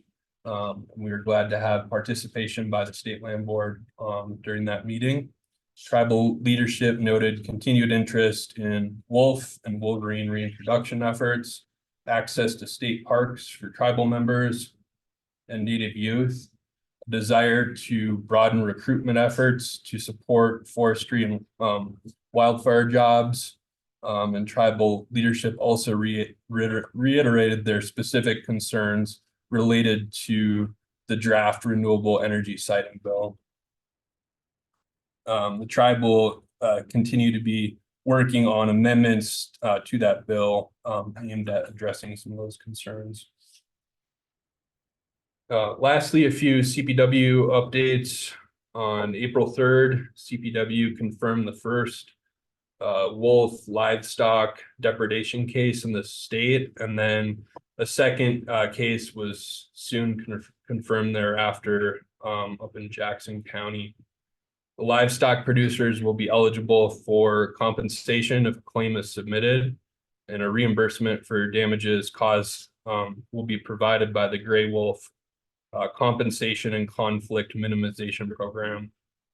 Following that incident, CPW and CDA issued a joint press release regarding the agency's joint efforts to secure funding from the legislature to hire range riders that would help provide boots on the ground support for livestock producers and also help protect the herds from wolves. CPW just announced the acquisition of Colorado's new state wildlife area, the Collard Ranch State Wildlife Area. This is up in Park County, and it will help conserve critical wildlife habitat and provide new public hunting, fishing, and wildlife-related recreation opportunities on 1,800 acres of land near Fairplay. This acquisition was made possible through funding from GOCO, Western Rivers Conservancy, and through CPW's Habitat Stamp Program, which is funded by hunters and anglers. That concludes my remarks, and happy to answer any questions or take anything back to the DNR team. Good luck. Commissioner Heath.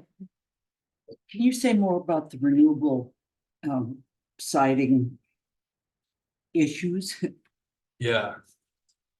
Yeah, I'd be happy to. So Hanson is been the lead on this bill at the legislature and has been working to try to find common ground between a coalition of NGO environmental groups and the industry.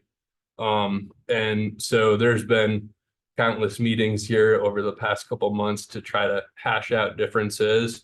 I think at this point, it's looking like what we're gonna see is maybe a slightly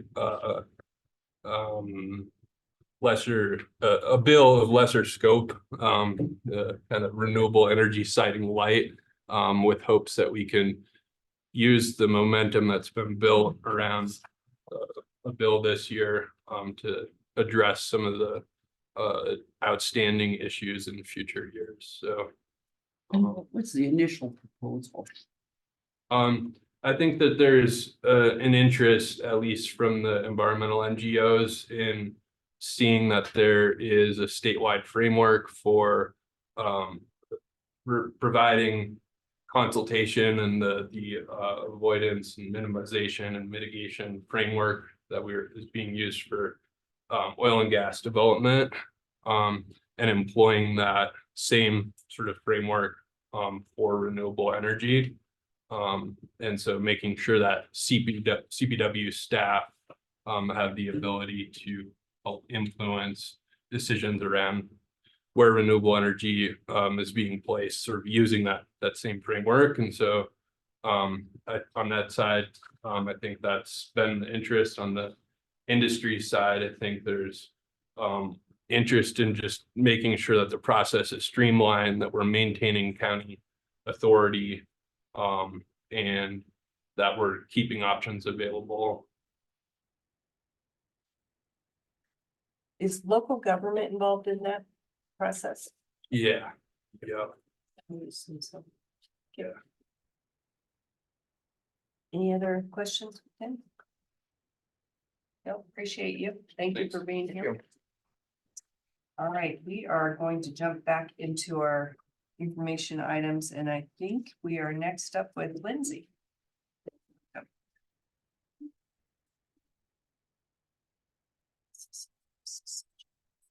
Morning, Commissioners.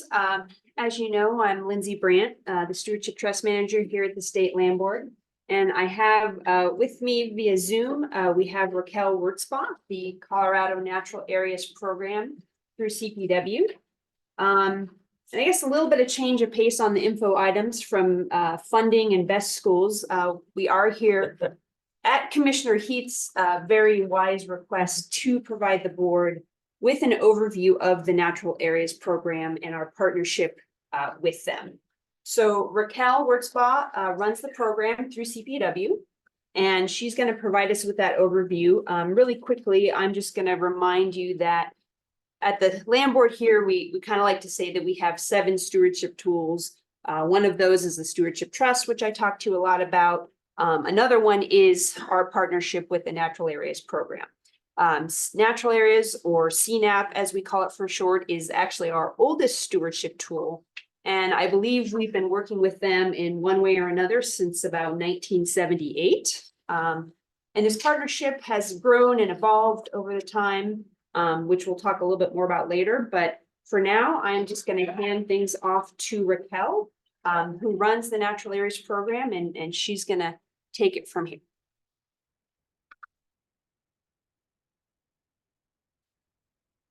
And Raquel, I think you're still muted.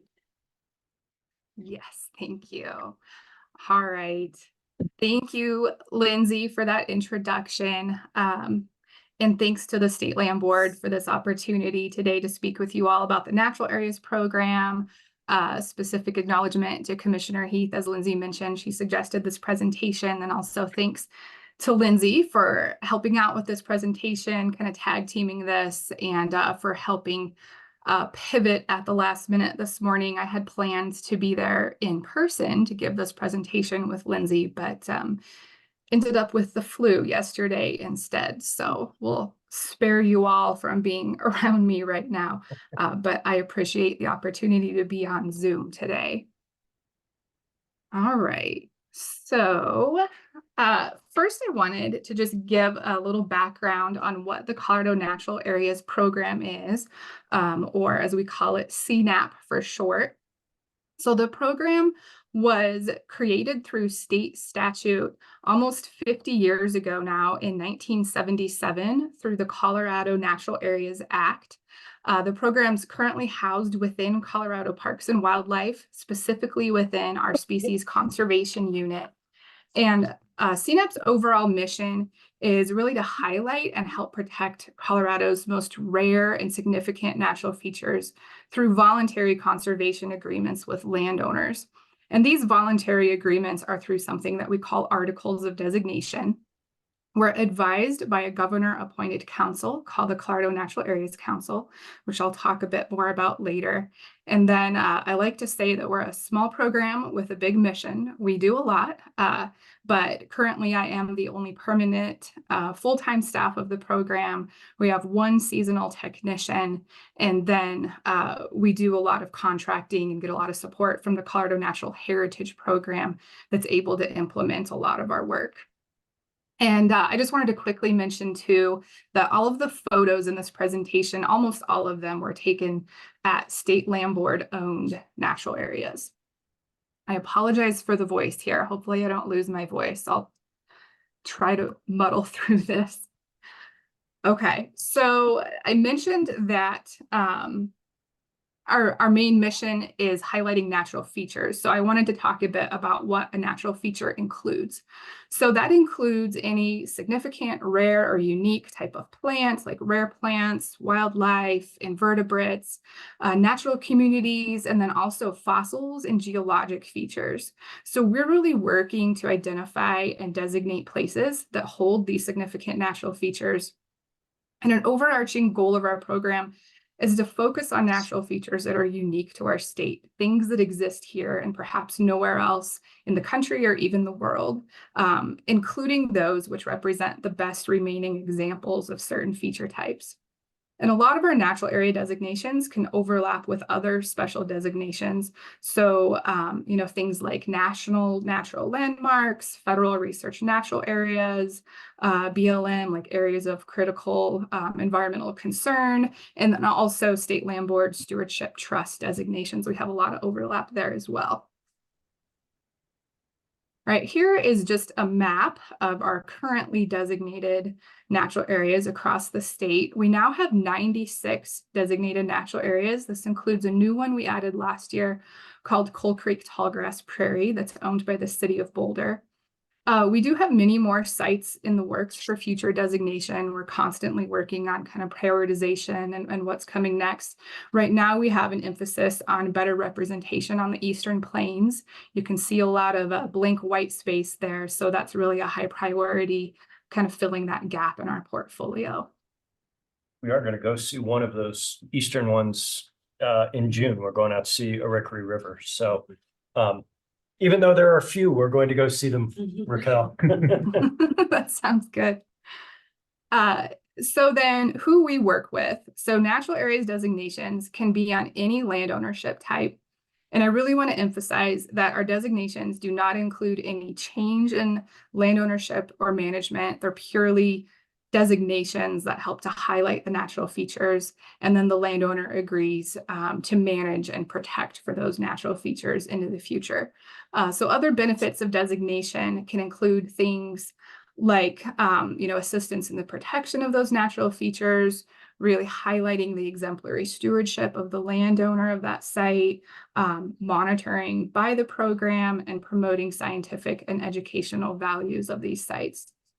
So as you can see in the pie chart, we kind of work with the whole gamut. So, federal government, we have a lot with Bureau of Land Management, U.S. Forest Service, National Park Service, local governments, including cities and counties, private lands, Nature Conservancy, and then state lands, CPW. And then, of course, the State Land Board. About a quarter of our portfolio is actually with the State Land Board. And so a question that sometimes comes up is if there's public access to state natural areas. And that's really completely up to the landowner. Our voluntary agreements don't include any kind of requirements for public access. So, some sites have public access and some don't. All right, I wanted to talk a bit about our Natural Areas Council. So we have a 7-member governor-appointed advisory council. Those members consist of 5 governor appointees, and then 1 representative from the Parks and Wildlife Commission, 1 representative from the State Board of Land Commissioners, which we're very fortunate to have Commissioner Heath representing us from the State Land Board. She's just an incredible asset to our council.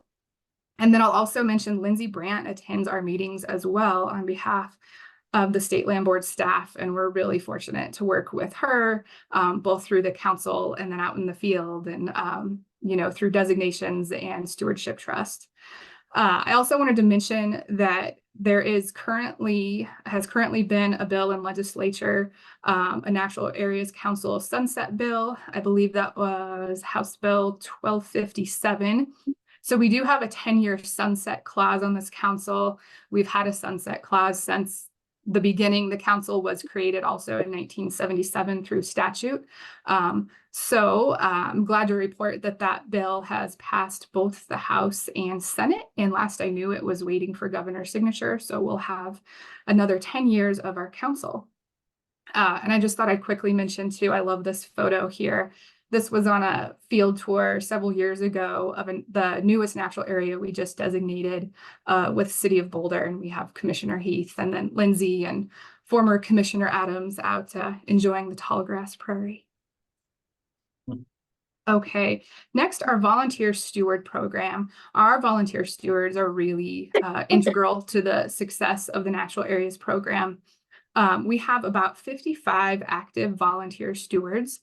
They're assigned to state natural areas, or some are assigned to more than one if they choose to be. And they conduct the annual monitoring on natural areas. The program's been around for almost 25 years now. And I think it's really cool. About half of our stewards have been with us for 10 years or more, helping steward their site, really contributing to really invaluable long-term data sets. They've been, going back year after year on the ground, seeing what's happened. So they've really developed a keen knowledge of their site after so many years of long-term monitoring.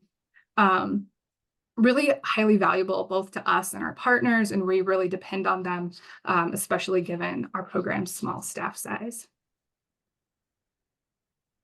And I also wanted to mention that currently CNAP is the only program within state government that has a focus on rare plant conservation. So Colorado currently has 117 plant species of greatest conservation need listed in our State Wildlife Action Plan, or SWAP as we call it, and 15 of those species are federally listed through the Endangered Species Act.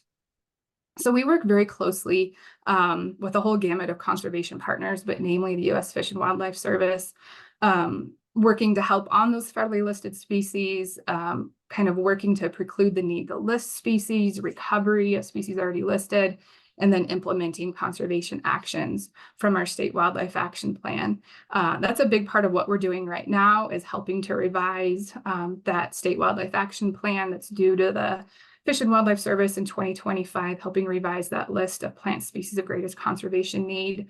And it's really cool, the work we've done over the years, how that's affected that list and that plan. So like all of these photos on this slide are actually rare plants from State Land Board owned natural areas. And the two on the bottom, the middle and the right, were actually petitioned for federal listing several years ago. And they were recently determined by the Fish and Wildlife Service as not warranted for listing. So this is really due to all the collaborative work between partners, CNAP, including State Land Board, filling those data and knowledge gaps, and really showing that we already have the conservation measures in place, that there's not a need to list those species. All right, next I wanted to mention our monitoring. So our CNAP staff monitor each natural area every 3 years on a triennial basis. We have almost 100 sites, and only 2 field staff, so hard to get around all of them, but that's where our volunteer stewards come in that monitor their assigned sites annually.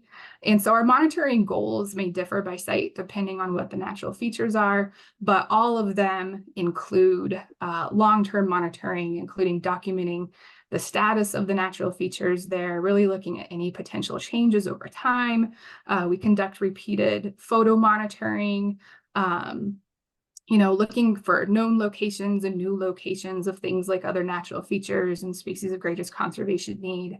And I think our monitoring that we conduct really complements the monitoring already being implemented by state land board staff.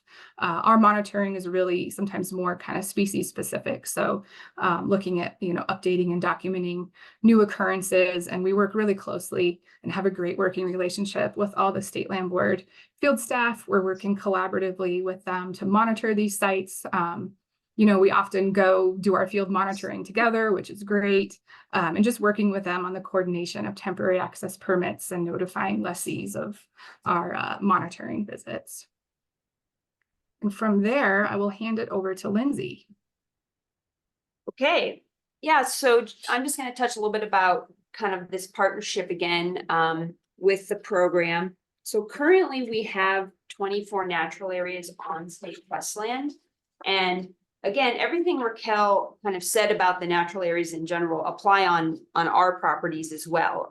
The past boards have done voluntary agreements for these sites to be designated. So, there's no specific regulation or anything that changes. We are still the manager of these properties. We still have lessees on these properties, but we have done this voluntary agreement to allow the sites to be designated and then provide access for CNAP volunteers and staff to come do their monitoring. Next slide, please, Raquel. And this is really a great working partnership that we have with CNAP. Just last year, the CNAP staff and volunteers spent about 500 hours monitoring and reporting back to us, to me and our district managers and other stewardship staff on the condition of these natural features on state trust lands. So that's about 1/4 of an FTE time in sort of service that we're receiving from the Natural Areas Program. So it's really a great return on the investment that we've made to have these sites be designated and put some of our time into the program, because they can really give a different level of time and attention and expertise to these important natural features that we don't always have the capacity to do on a regular basis.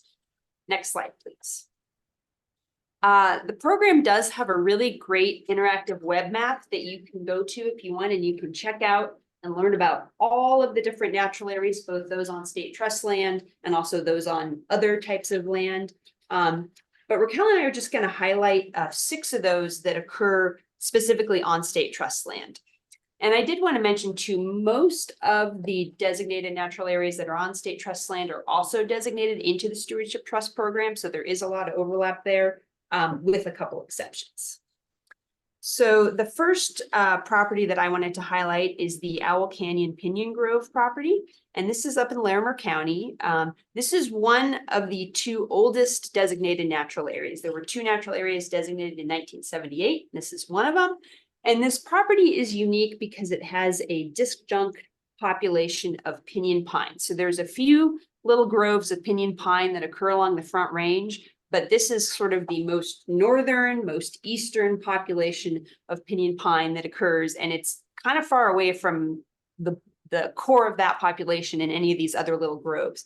And so there's been a lot of scientists or researchers kind of trying to figure out, why is this here? How did it get here? Was it, something with the previous glaciation? Was it, seeds that were brought here by birds or wildlife? Another theory is that it's actually, indigenous people brought the pinyon seeds and planted them in this area for their use. And we don't actually know the answer, but there's quite a bit of interesting research out there on, why this population occurs where it does. The next property I wanted to share with you is our East Sand Dunes property. And this is up in Jackson County in North Park. And this is one of only 2 active cold climate dunes in Colorado. I believe some of the commissioners were on the tour to the North Sand Dunes. which is the other cold climate dune. And this one sits right up nestled against State Forest State Park. And so these dunes occurred basically from wind taking sand up off the floor of North Park and depositing it up against the mountains. And so this area includes not only these sand dune areas with the loose sand, but also some willow and sagebrush communities and some aspen and lodgepole pine forests. This is a pretty hard natural area to get to, but it's really, really neat. Next slide, please. This property is the Zapata Falls State Natural Area. So this is near the Great Sand Dunes National Park, which is not a cold climate dune. And so down in Alamosa County, and this, basically there is a waterfall that was carved by glaciers long ago during the last ice age. And behind this waterfall is a nesting site for the northern black swift, which is a very rare bird. It's a swap species, and they only nest behind waterfalls. And Colorado is one of the primary sites that has breeding locations for black swifts. And so Zapata Falls has actually been a long-term banding and research site for black swifts. They started banding back in 2006. And they've actually managed to recapture some of the same birds. One bird they recaptured 17 years later. So it kind of shows you that site fidelity that this property has to these birds, is that they just keep coming back because like this is their nesting spot and they're not going to change it. This is a pretty fun site to visit. The trail is actually managed by the BLM, and so it is open to the public. To get to the waterfall, you do actually have to hike through the creek, which is really, really cold.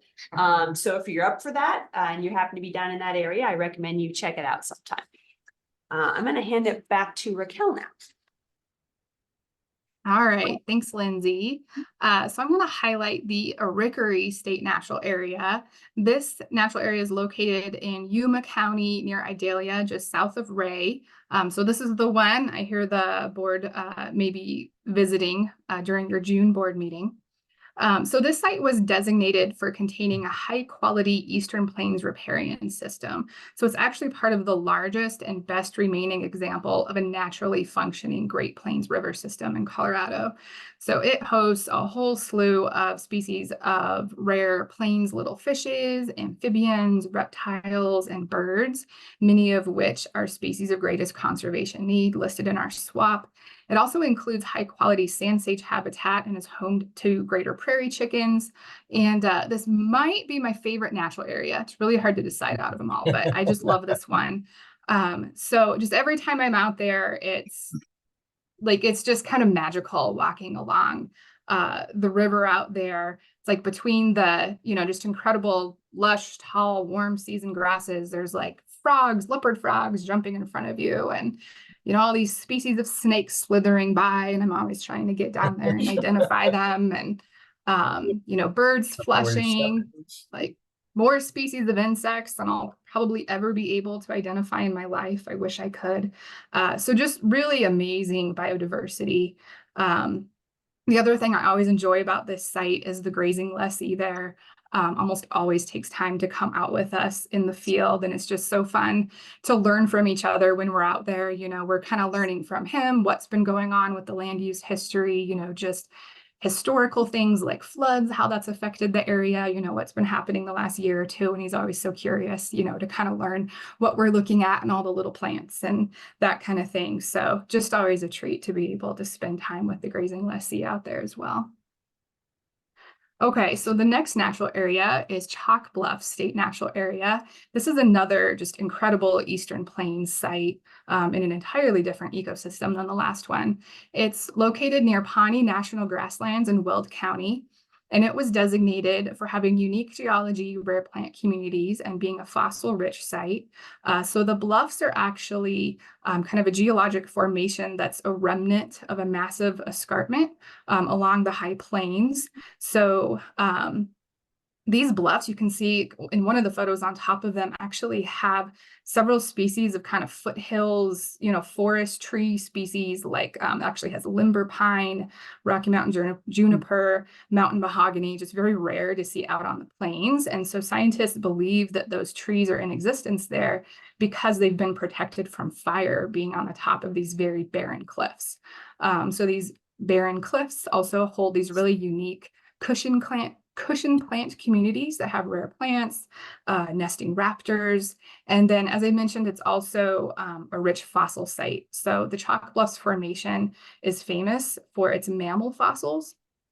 And just a few years ago, our volunteer steward for this site, when he was out monitoring, actually saw some fossils sticking out from the ground and let us and the state land board know. And the land board was able to work with a paleontologist to excavate at the site. And it was really cool. They actually found, forget the name of it, but a type of small ancient horse. And then I think some other fossils as well, like a turtle. So really cool out there.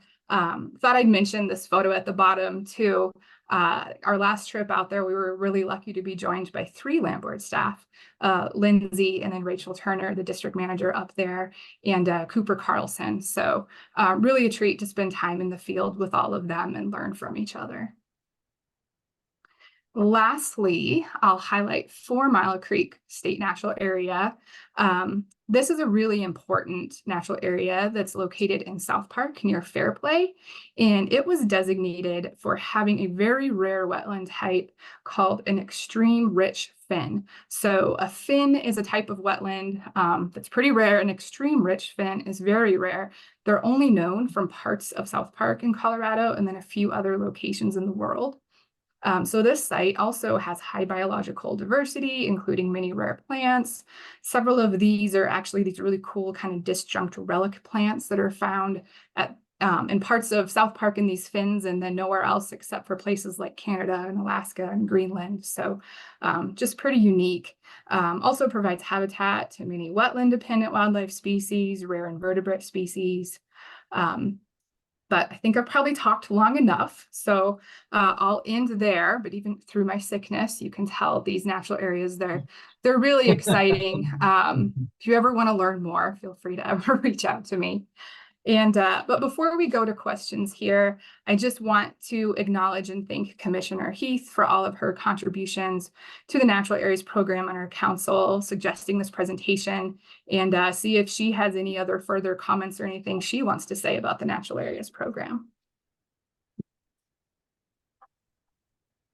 Any comment? Well, thank you. You can't help but be incredibly impressed by the quality of the volunteers in this program.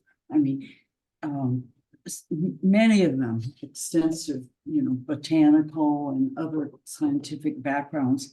And as she said, participate for decades, hiking in, camping in these places to track these very rare plants. And Raquel, who is the only paid member of this whole operation, coordinates all this. And Lindsay and Mindy are great resources to this. So it's really a unique aspect of public land that we don't always have the chance to recognize. And just thank you for that presentation. Raquel, I know the CNAP program was being reauthorized by the legislature this year for another decade. And I think it went through both houses. Do you know if the governor signed it yet, or Tim might know, but yeah, so that was the council that got reauthorized. Right. I don't know if the Yeah, governor signed sorry. it yet. Yeah. but another reason this is a timely presentation. And staff, some of you have been here a while. I think we visited all 6 of the ones that Oh, you all highlighted in the last 5 or 6. We only take you to the coolest places. Yeah. So, And just to be clear, the program itself does not have a sunset. It's just the governor appointed council Mhm. that has that 10-year Got it. sunset stipulation that has to be reauthorized. So the program, I don't know what would happen if you had a program without a council, but theoretically, the program will stay even if the council for some reason did not get reauthorized. Isn't the fan near South Park the one we went to? Yeah. That's a you may have, so the last visit that I was with, we went to Railroad Fen. And this Okay, is the that was 4 it. Mile Creek Fen. It's a little closer to Fairplay. Okay. But similar So that was attributes it. in terms of some of that, development, can't that forget peat accumulation and, really saturated soil and stuff like that. So Thank you. Thank you. Thank That you. was fantastic. Thank you. Thanks for joining us while you weren't feeling well. Absolutely. Yeah, thank you. Elliot, I believe we are back to you. We're on item D. Definition of local community stability. Yeah, Susan. So we're doing a lot of hot swapping with this new format. Because the big test runs. Because the keyboard decided to stop. So you- Yeah, no. No, those work. This one. Oh, that one. Wonder what the experience Oh, this is is like yours. for the people. Another one. Most relevant. Hello again, Elliot Hoyt, Assistant Director for Sustainability and Working Lands. And this presentation that I have for you, it's tab 7 in the board. We would like to revisit a topic that was addressed in the November board meeting, community stability, and what that means in the context of our agriculture leases.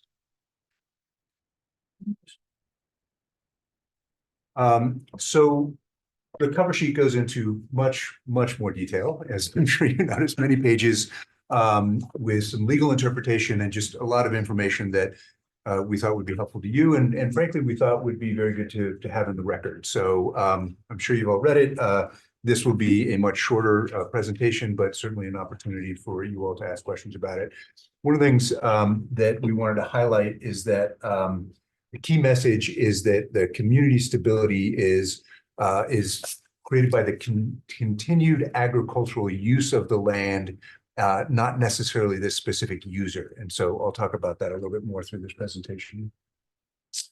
When staff reviews applications for agricultural leases, as you know, we focus on 3 requirements: producing reasonable and consistent income, stewardship of the land to produce long-term value, and supporting community stability. This presentation is just on that last point, the community stability, but all 3 of those elements are considered, as you know. Community stability appears in statute, but is not defined specifically in statute, and it applies to the 1A team rights. So it's part of the review process for the standard agricultural leases. Staff includes an assessment of community stability in the review of the standard agricultural leases. There are about 2,000 of those, as well as the 8 non-standard leases for which we use a special RFP process.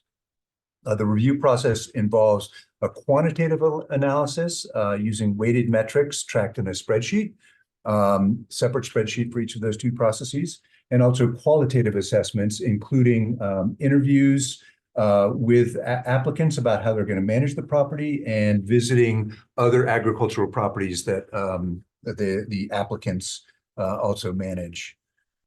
We've included a number of exhibits in the board packet that I'm sure you were able to look through that have those tools, and so that you are familiar with how we do those. Specifically, when we look at whether community stability criteria is met, we use the following definition.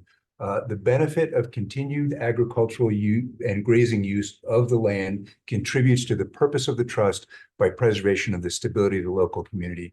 And as you can see in the language there, it's about the agricultural use. It's not necessarily the user. So as long as the property is continued to be an agricultural use, we have met the requirement of the statute.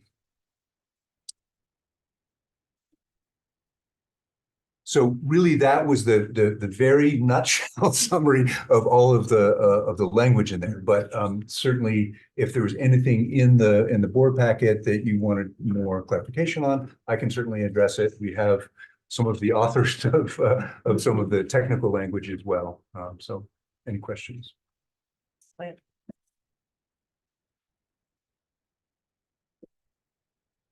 Thank you for the comprehensive package. Actually, it was nice having the lease form and the lease It was template everything, and yeah. all of that together as Yeah. we reviewed this, so. Yeah, easier to review outside of the meeting here, but thank you for reading through that. Yes. Yeah, Commissioner Clark, so yeah, definitely appreciate this. I think, understand the legalese of it and how these things are separated and kind of the rationale for it. Understand that, support that. I think the local community stability definition is still a struggle for me, just, it's really wonky, wonkily worded. And also I recall previously kind of that we're saying it can be a large geographic area, it could be the entire state, that type of thing. I think it would still. I'm still struggling a little bit with kind of how broad that can get. Sure. And so. Yeah, and just. I've had to read this language in red and what was up here a few times, and then I keep filling in other words to make the sentence even really make Right. sense to me. So I would just Sure. like to maybe take a closer look at that. Okay. Yeah, we certainly can do that. Yeah, and this is the definition again.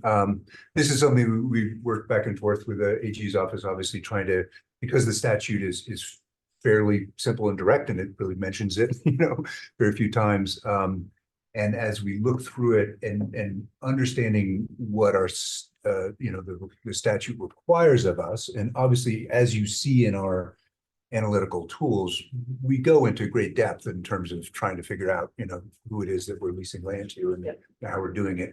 But the statute says we have to consider the three aspects, and we want to make sure that we've met the statute by considering them. Our understanding is that the consideration, the baseline of the consideration is this going to be used for agriculture?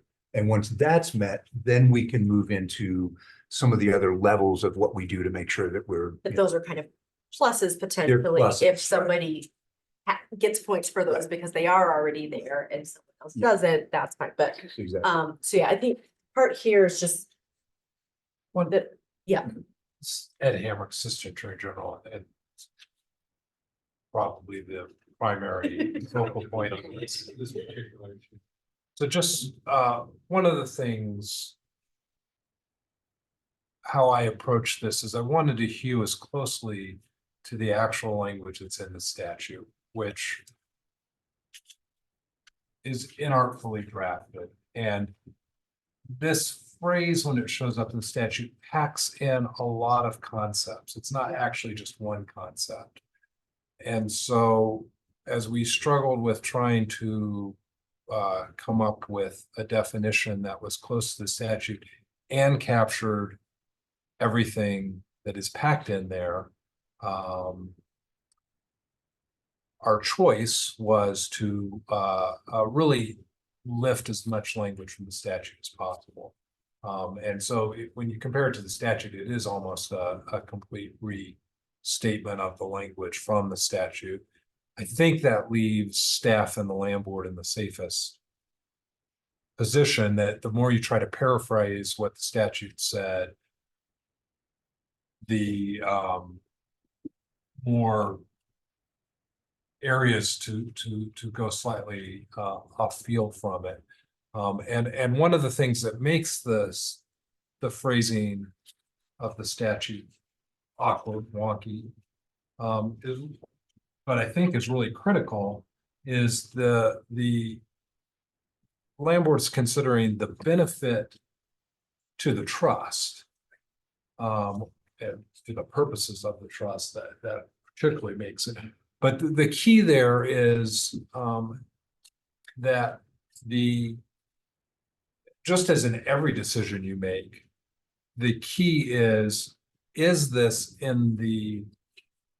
whatever decision you're making in the benefit of the trust beneficiaries, that these other concepts that the legislature is asking you to consider, whether it's community stability and stewardship, they're all run through the prism of when you are deciding what is in the best interest of the beneficiary, consider these factors and how these factors benefit the beneficiary. Don't forget. yeah. I have zero issue with the substance of it. It's two words, the benefit of versus like the benefit that continued agriculture and grazing use contributes. Because it's a little confusing at the start when you say the benefit of continued agriculture and grazing use. And then you realize when it's in that second part, what the first one is trying to do. So it just, it's literally just, It's awkward. it's awkward. Right. And then at the end, preservation of, it's just so passive, like, can it not be by preserving the stability of the local community? It's literally just a that and a preserving is, can we consider that? Okay. I think having been part of the bill drafting process, you've tried to capture intent. And that's the best you can do, is see if we can decipher the intent of the statute. And I think this actually does do that in the sense of preserving agriculture in this state as a priority. So I agree with the awkward language, but I kind of get it as well. And I think you are wise to adhere as much to statute as possible, because unless we're going to change the statute, we are where we are with this. So yeah, that was my only, if it's saying like that is the particular phraseology from the statute, then I can get over it. It's just, but I felt like, I keep reading it, I'm just like, and if the point is for it to be clear to other people and they're not, Could have been done better. then And- that's just. And it's how we use this too as part of it. We're not only putting that out there and not saying anything else, right? And so I think what I'm hearing from you is that we have to be careful and clear about how we communicate what we're doing. And there is a very legal, definition of how we meet a statute, but the way we communicate, in a broader sense of what we do and why we do what we do. We can use more words. Absolutely, yes. And the piece I'll just add there, and I've shared it before, and I just think it's important to reiterate. We all know the layers of different things Yeah. that come together. We also need to acknowledge and recognize the reality of when we hand these to other people. Yeah. They are seeing one part of it. They don't understand the full structure of it. I say this from recent, very frustrating conversation where we're trying to describe, like, they're like, you gave us all these documents and they're so big and we're not gonna read all of it. And we're like, but that's your responsibility to read all of it. Yeah. And we're having to describe the structure. So we just have to really hone in sometimes on what are the things that people will pull out. True. And it might be all that they really get from it. And so the more that we can have that make sense without the need to go to all of the other things, because that's how confusion snowballs. Well, it's clarifying what we do in practice Yeah, absolutely. as No, it's a very- our interpretation.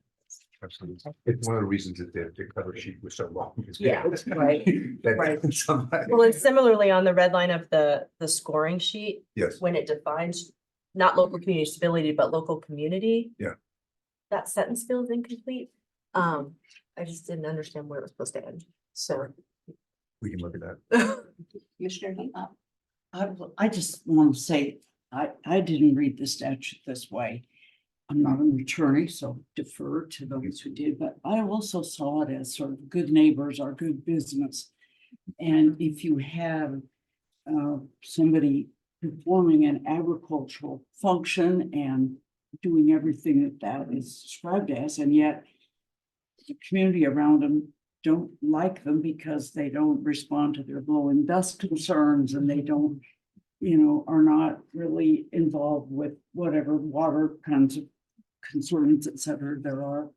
That maybe could be found in some sort of scoreboard, but I read this as more an affinity for knowing and acknowledging that, especially in agricultural locations, that there's sort of a common good that they have to acknowledge. And so I just will say that I read this differently and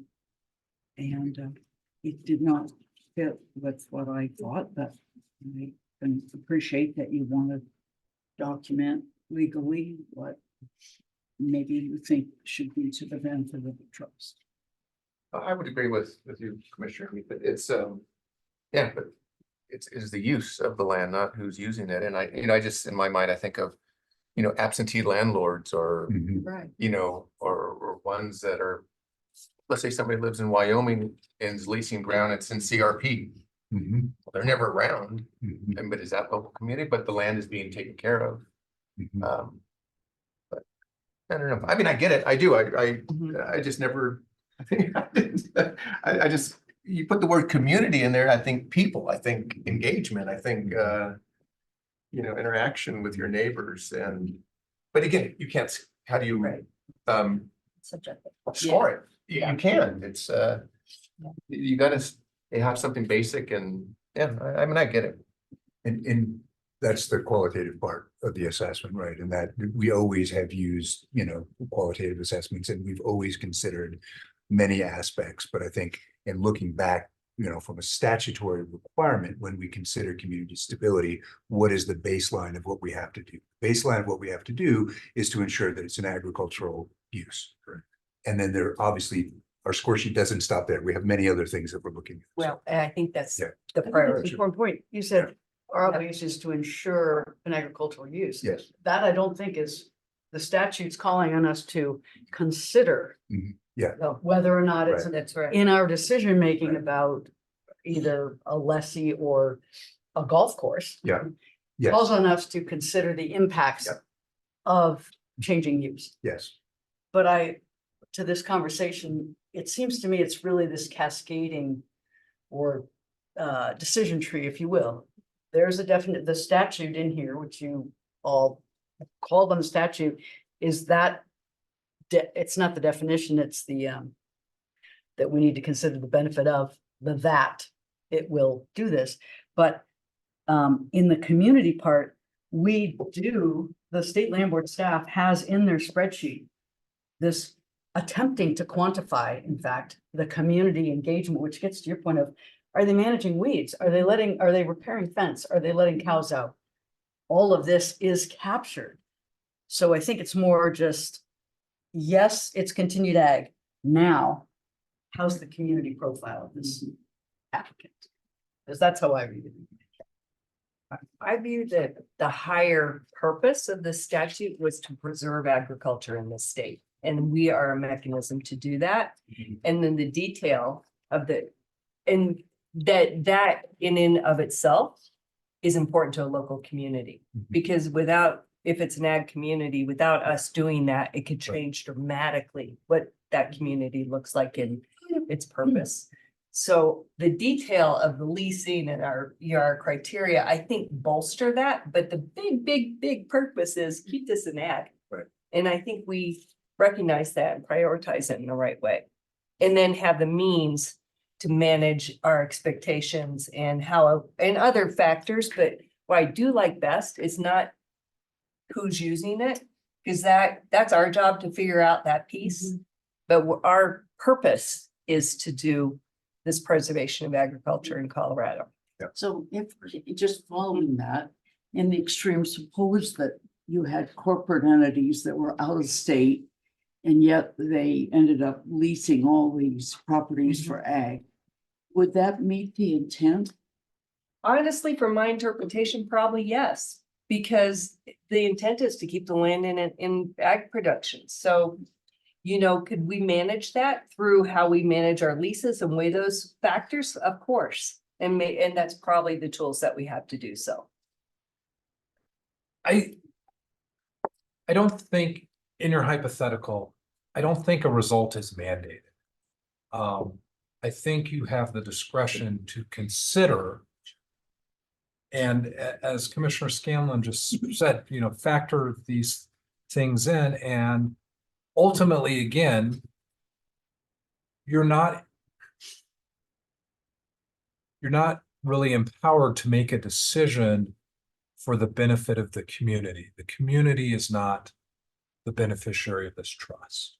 So as you are considering what is in the best interest of the trust, as you guys know,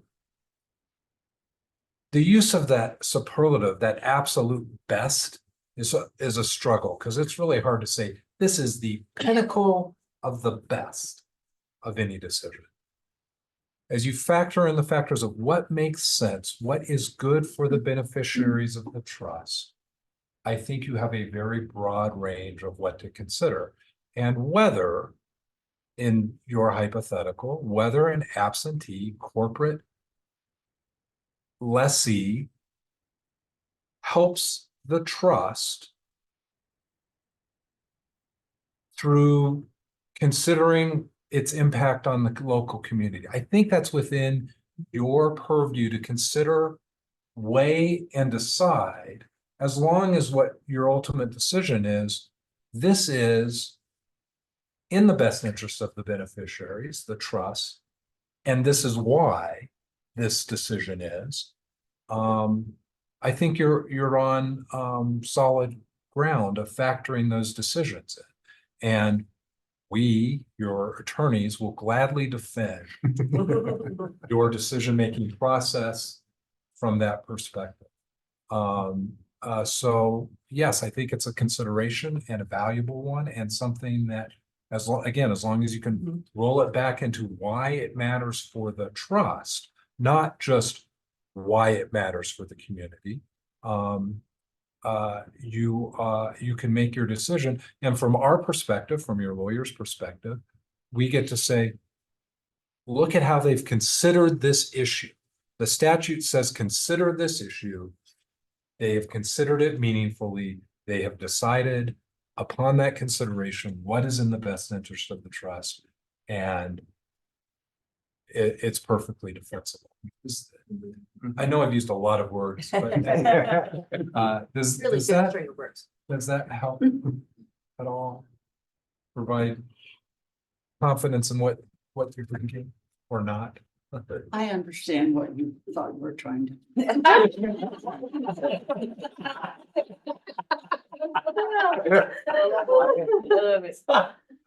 I think if we can pull that out of the record and I get it. I think we're doing the best we can with some relatively vague statute that all we know is they want ag land to stay as part of preserving these communities, and we're doing our best to pick the best lessees who can broadly fit more into that community as well. So I don't know how I don't think you can fix this any more than we have fixed it. Yeah. As best we can in agreed. practice.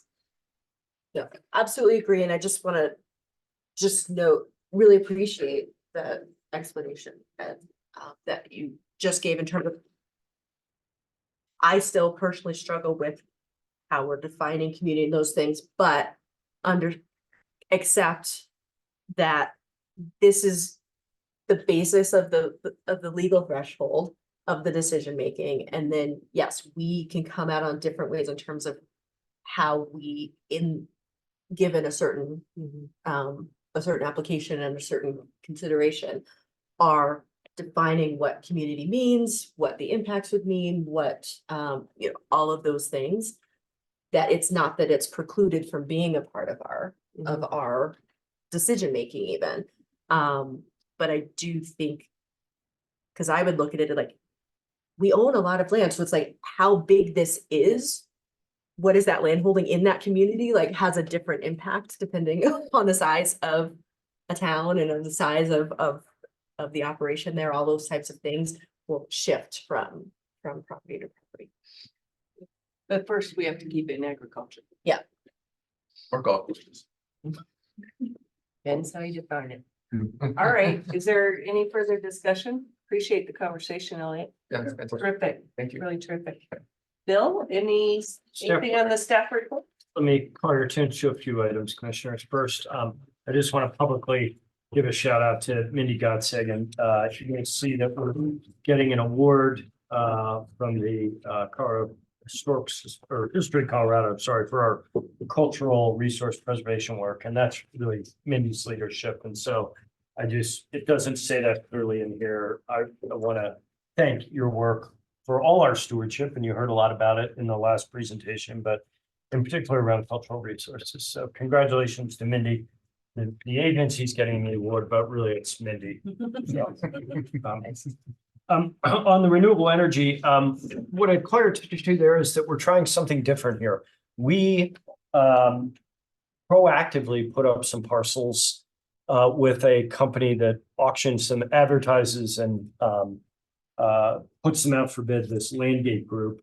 It's similar to what we've done in oil and gas previously, where staff can nominate. We self-nominate parcels sometimes. And so we're trying this in the renewable space and just going to see what we learn. This may be a great idea, maybe a terrible idea. We'll get back to you after we've reviewed what came in and and taken away the lessons from it, but just one more way we're trying to grow the renewables business and meet some of the governor's goals and be more proactive in that space. Let's see, in the real estate section, a couple of you asked a question last month about how Badger Creek lost 15,000 acres over the years, so we put a couple paragraphs of staff research. Thank you to the staff who did all that. Now we have a affordable housing. Yeah, now we have apartments, but just weird to see how the land board's priorities evolve over the generations and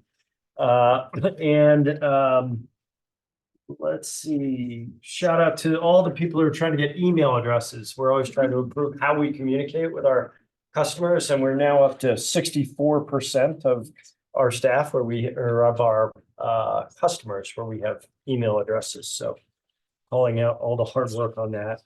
And then finally, with this, at the end of each of these staff reports, we attach the staff leasing report. I don't think we ever spent any time on that, but that is the meat and potatoes of the work that gets done here every month. And so, this month is a great example. There are 100 transactions that staff processed within the bounds of the policies.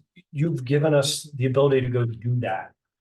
You all only see the 5% of the work we do. It's the final action items in the board leasing agenda, but every month our team does 100 things that we just tell you about after the fact. So this is the after the fact reporting versus the permission that we do with final action and with board leasing agenda. And I just want to make that distinction for you all, that the policies give us as staff the authority to do these things. And so there's the meat and potatoes of our work last month. I love looking at back on the leasing report. I just look at the comments. I mean, I don't look at the rest of it, and it's like there was one this month.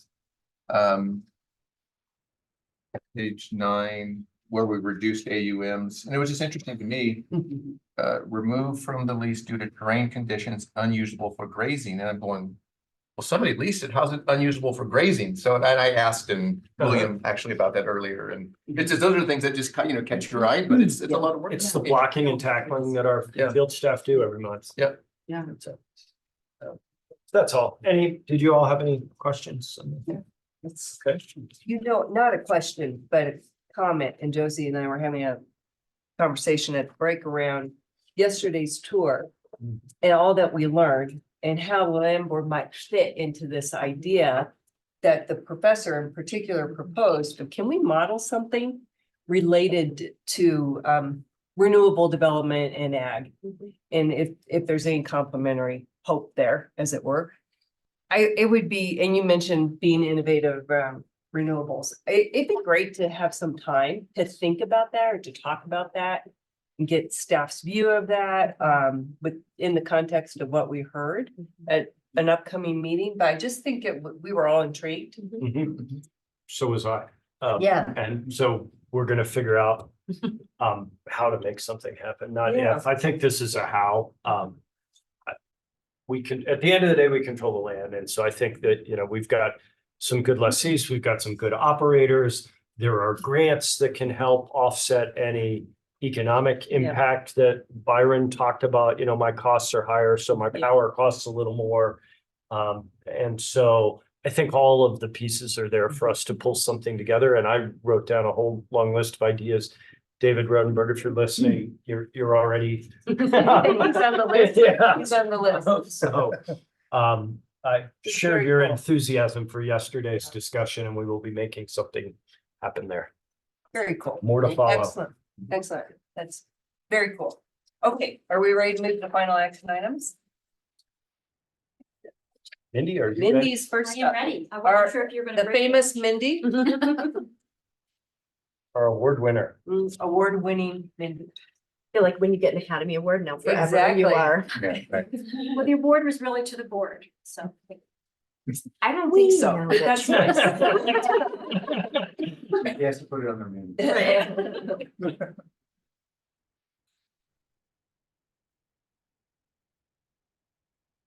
Well, thank you, Commissioners. I'm Mindy Godsagan, the Conservation Services Manager for the State Land Board.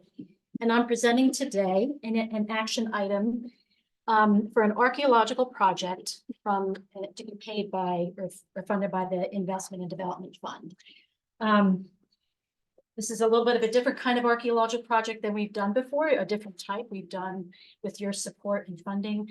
A lot of work on kind of documenting American Indian, type of resources. This is going to be a historical or an archaeological project kind of going back 100 to 150 years. And it involves what we call our Pine Creek property.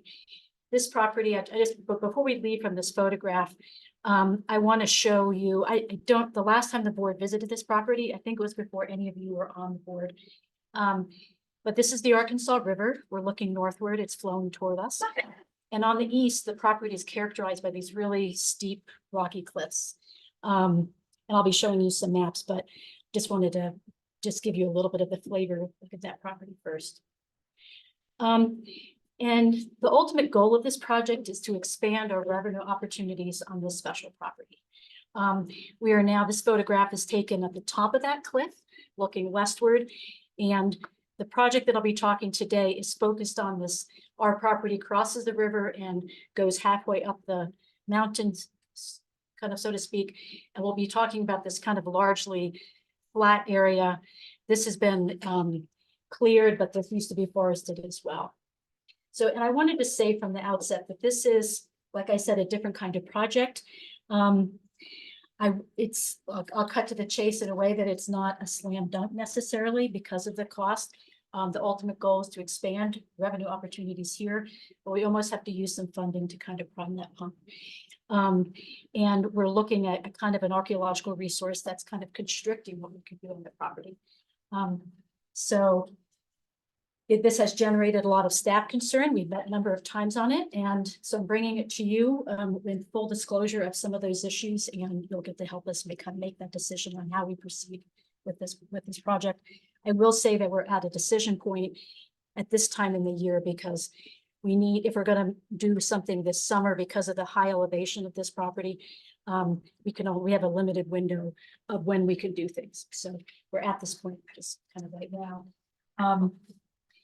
And I'm going to kind of walk you through a little bit of the history of this project to show you some of the constraints, and then we'll talk about the proposed archaeological project. So this small property, it's not quite a full section. It's got two names for such a small property: the Pine Creek and Tiger Lily property. It's located here in northern Chaffee County. We don't have a lot of land up in this area, or this part of the state. It's very close to the Lake County border here, which we only have 4 properties. And in Chaffee County here, we have 11. And this particular property is at a pinch point in this upper Arkansas Valley where there's not much developable land. It's about 20 miles south of Leadville and 10 miles north of Winnipeg.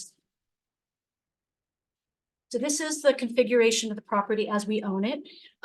There were some mining claims and so forth. So we've never acquired the entire property like its statehood, but this is what it looks like now. And the project that I'll be talking about, and most of the focus will be on this area south of the Arkansas River and US 24.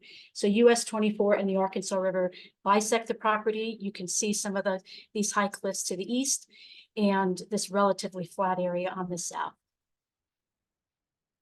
This shows the adjacent ownership. We have about 50% surrounded by US Forest Service land and 50% surrounded by private property. We have a little bit of BLM to the north. Again, I just want to focus on this really rugged topography here on the east side. And so really what we have in terms of developable land is really on the south. And you can see some existing roads. I'll talk a little bit about this. And this next, wrong button. This next map shows the same map, but just with the aerial photograph. You can see that most of the land that isn't these strong cliffs or steep cliffs, like is forested. So, and again, we have some existing roads on the south with a lot of kind of constraints. Hitting the wrong button here. The northern part of the property was put into the Stewardship Trust back in 2019 as part of the realignment at that time. And that was put in for beauty, riparian values associated with the Arkansas River, wildlife habitat. It's not uncommon to see bighorn sheep here and also some real plant communities. The southern part of the property, which is the Pine Creek part, there's actually a little creek up here called Tiger Lily Creek. That's why the north half is kind of called Tiger Lily. The south half has Pine Creek coming in, it's called Pine Creek. But this was left out because of the development impacts there and the high public use. So only the northern part of the property was put into the stewardship trust. And the property has 10 right-of-way like encumbrances. There's actually 1 or 2 that actually aren't even documented with rights-of-way yet. But this property, because of where it's located as a pinch point, it's really necessary for the transportation corridors to go through here, as well as a lot of the communication lines and power lines, some of the pipelines. This next slide shows it's a copy of what's on the first page of your cover sheet that shows lots of these, like a lot of these right-of-ways.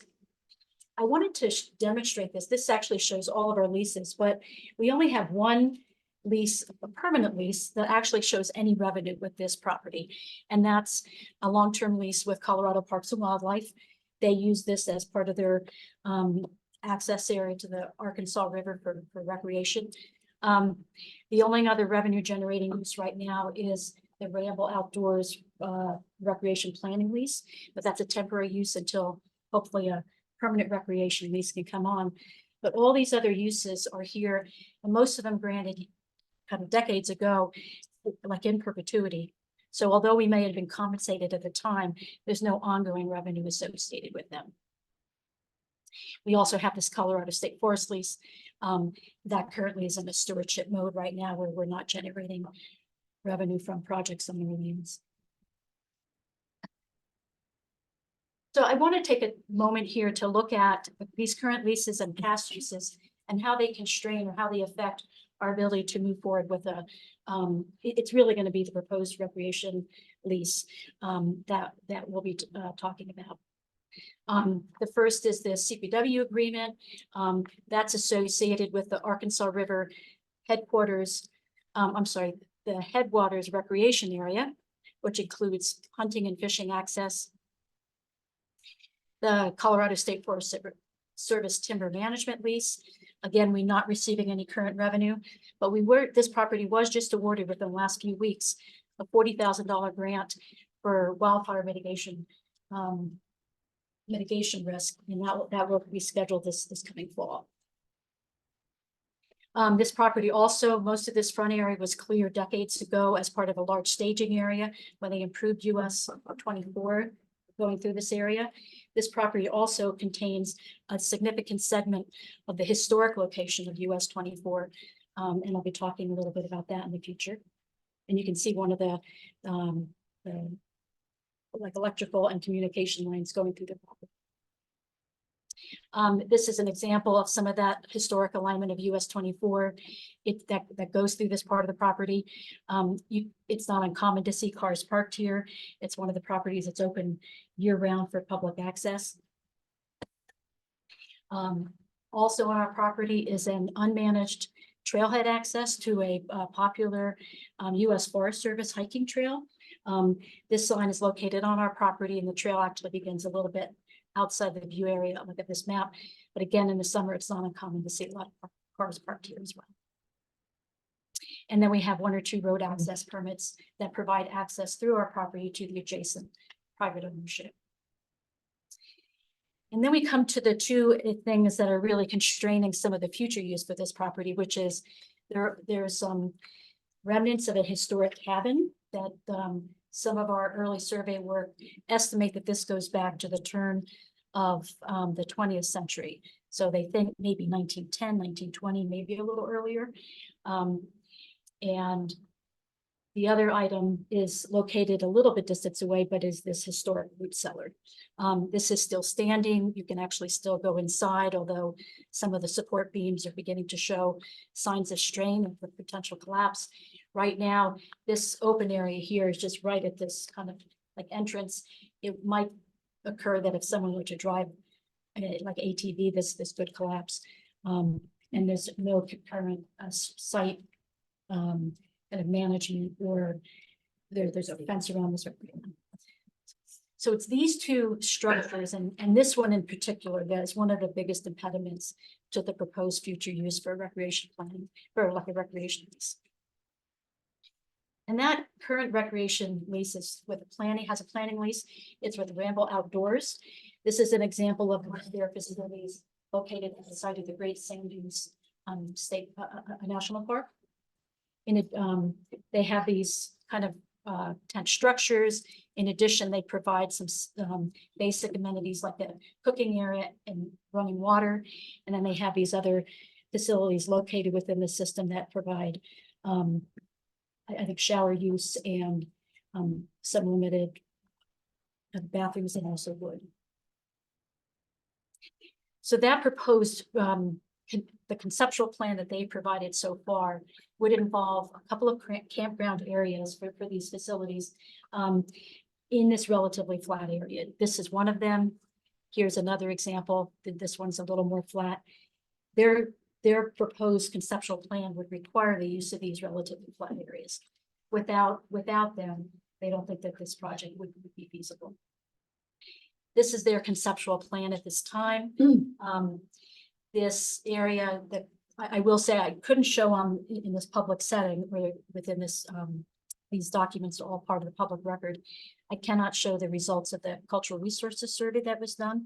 That information is generally not made public, but I will just say with this pointer that the historic cabin is located in this area outside of the proposed conceptual plan, while the area of the root cellar is located in this area between these two roads. They don't feel that without the use of this central area here, the project would be feasible. And then part of the historical location of US 24, which goes past this roundabout area and then off of the map, there's an area here that they feel has some eligibility for the National Historic Register. So those two historic log structures and this alignment of US 24 could be potentially eligible for the National Historic Register. And by eligibility for that, it's automatically eligible for the State Historic Register. So we're at so let me just move forward with that. So these next few slides just kind of run through some of the parameters associated with that proposed use and how these historic sites that we looked at have to be addressed. We're still in year one of the recreation planning lease. The campground project really requires the use of the flat areas for economic viability. At the beginning of this recreation planning lease, Ramble hired Metcalf Archaeology to take a quick look at these structures for an initial site assessment. And based on those findings, State Land Board staff applied for State Historical Fund grants monies to do a more in-depth cultural resources survey. That's called a Class 3 survey where they actually walk this area. And we did that on about 100 acres. That survey cost was just under $30,000, of which the State Land Board cost was about a third of that. Ramble contributed $5,000 and the State Historic Fund contributed half at $50,000. Staff determined that this initial survey cost was justified because of the strong potential for this high recreational revenue and to resolve development constraints associated with these historic structures. So that survey was done last summer. The results were completed this past winter. This time, this study coincided with a recreation planning or a recreation development moratorium by Chaffey County that's being done to address the huge impact that dispersed camping is having throughout the county. That moratorium is scheduled to be lifted this fall. And in the meantime, Ramble has met with Chaffey County initially with their planning staff to kind of get this process, this application kind of primed and get their initial feedback, even though technically they haven't formally submitted that application.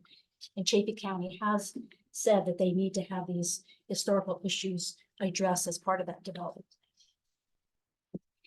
Results of that survey came back with that they found 7 sites and 9 isolated finds. Those are small little sites that really don't contribute to the significance of the site. But these 7 sites were more important. Most of these all but one, in fact, were historic or archaeological sites. Only one was associated with American Indian. It was just a small chipping site. It's not uncommon to see those all around the state. 4 sites or components were potentially eligible for the National Historic Register, subject to additional information. So the initial survey that we had really was just a ground survey. They didn't do any digging or excavation. But based on that, they said they don't have enough information to determine whether they were fully eligible. And 3 of those sites fall within Ramble's proposed conceptual plan. So we're at a decision point here. How do we move forward? We want to know whether those 3 sites that are located in that area are going to be actually eligible. And so what that means is we need to go forth and do more information. What the Colorado Historic Preservation Law requires, which says, is that it generally does allow disturbance and removal of cultural sites that are eligible for the National or State Historic Register on state lands. State lands are treated differently than private lands. We're held to a higher standard. So that law does have a section where it addresses the uses on state lands. It includes consultation with the State Historic Preservation Office. We've had 1 or 2 of those meetings about how to move forward.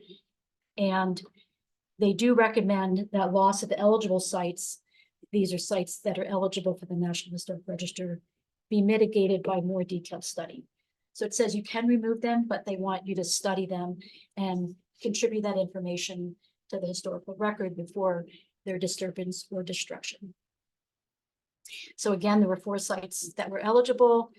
Staff is recommending the further study of 3 in that property's flat area to determine their eligibility prior to any disturbance or removal. And the 1 site, the cabinet remnants that's outside the development plan, actually be left undisturbed and unstudied. History Colorado would prefer us to study that one as well, but the cost is probably, I don't know, $30,000 to $40,000, $50,000, and we decided to leave it just intact at this time. So what we've decided that the way to move forward at this time is to do the proposed archaeological project on the 3 sites that would be affected by the Ramble project. That would be proposed for this summer field season, sometime between May is probably a little optimistic given the ground might still be frozen.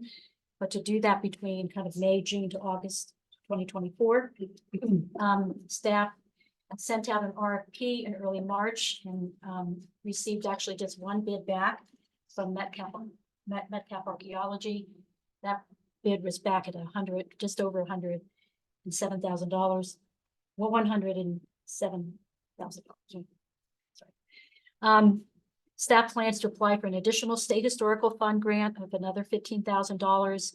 And if we are successful in receiving that, our net cost for this project would be just over $92,000. The staff request today is that the board approve up to $125,000 in investment and development funds to do the necessary information so that these resources can be cleared or moved. This would involve archaeological testing and what's called level 2 recordation to determine the site eligibility for these 2 sites for the National Historic Register, and that which would basically involve limited excavation and testing of the root cellar area and these 2 abandoned road segment sites of the historic US 24. Staff feels that this cost would be offset by revenue from the proposed project within 4 years. In those first 4 years, there'd be about $170,000 in estimated total revenue from that project. Staff believes that a 30-year recreation lease would be justified by these high site development costs. This actually will come to you as a separate item brought to you by Abe Medina. But I just want to let you know that this revenue is not just a short-term revenue. We're expecting it to be quite a bit longer. And so this projected campground revenue will offset the expected cost of the I&D funds. This will prepare the property for service development that will generate significant revenue for the school trust. And finally, we'll address responsible stewardship or the resolution of these cultural resources on state residents. That is all. Are there any questions that the board has? I have a couple. Sure. Was that, we only had the one respondent to the RFP. Was that in the general price range you thought it was going to be in? It's hard without context. No, it is. Yes, it is. And it was, one of the constraints was we really wanted to have this work done this summer. And because the field season is so short and we're even kind of late in the project planning process, that, two archaeological firms just said they don't have the time. They've already got their work scheduled for the summer. We also sent it out to about 10 companies that were already on the History Colorado list, as companies that are permitted within the state system. And I was expecting at least one other proposal, and we didn't get it. And then point of clarification. So they're just going to study these areas that have been identified. But then if they decide, and then they become eligible for the National Historic Register Or or not. funding. Yeah. But then what? Like, you know what I mean? I do. Okay. I do. There is a possibility if they then become very important, they would require some more information we'd have to go to a different historical grant to get that funding. That would take, we wouldn't be looking at a development project for probably till 2025 or 2026 and ready to do that. Do usually these sites get preserved or protected, like fenced off? I mean, I don't What- think that what- these sites will. I mean, we've done some research within our own archives. We've looked at all the leases going back. We wanted to know, can we pinpoint when those cabins were built? And who built them and for what use? Unfortunately, our search of the state archives with the TRS staff doesn't go back as far as we'd hoped. And so, but if Teddy Roosevelt stayed there, it'd be more significant that it was just your average Joe miner or rancher. So we don't think it was anyone important.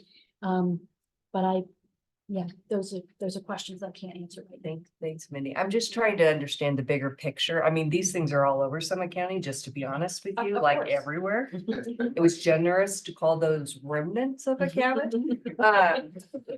But I'm just trying to understand our bigger picture because it's a chunk of change for us. Uh-huh. To what end, I guess is. Right. Well, because these are on state land, we have different responsibilities than someone if they were private. And we have a number of these things on other properties that we have. They're generally not right near the road and won't affect development. They're usually up high and away and tucked away. This is the first time we've had to deal with this to my knowledge.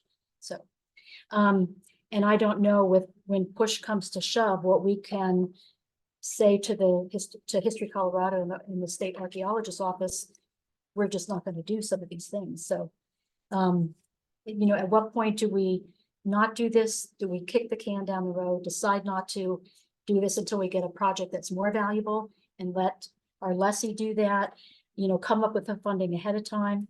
Well, Those are- fence off the root cellar, so that's a safety issue potentially.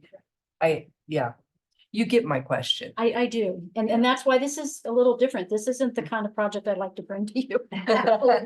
And it's one reason that we, some of the other work that we've done, we've used the staff authorized spending from the Investment and Development Fund to use or to do cost share matching.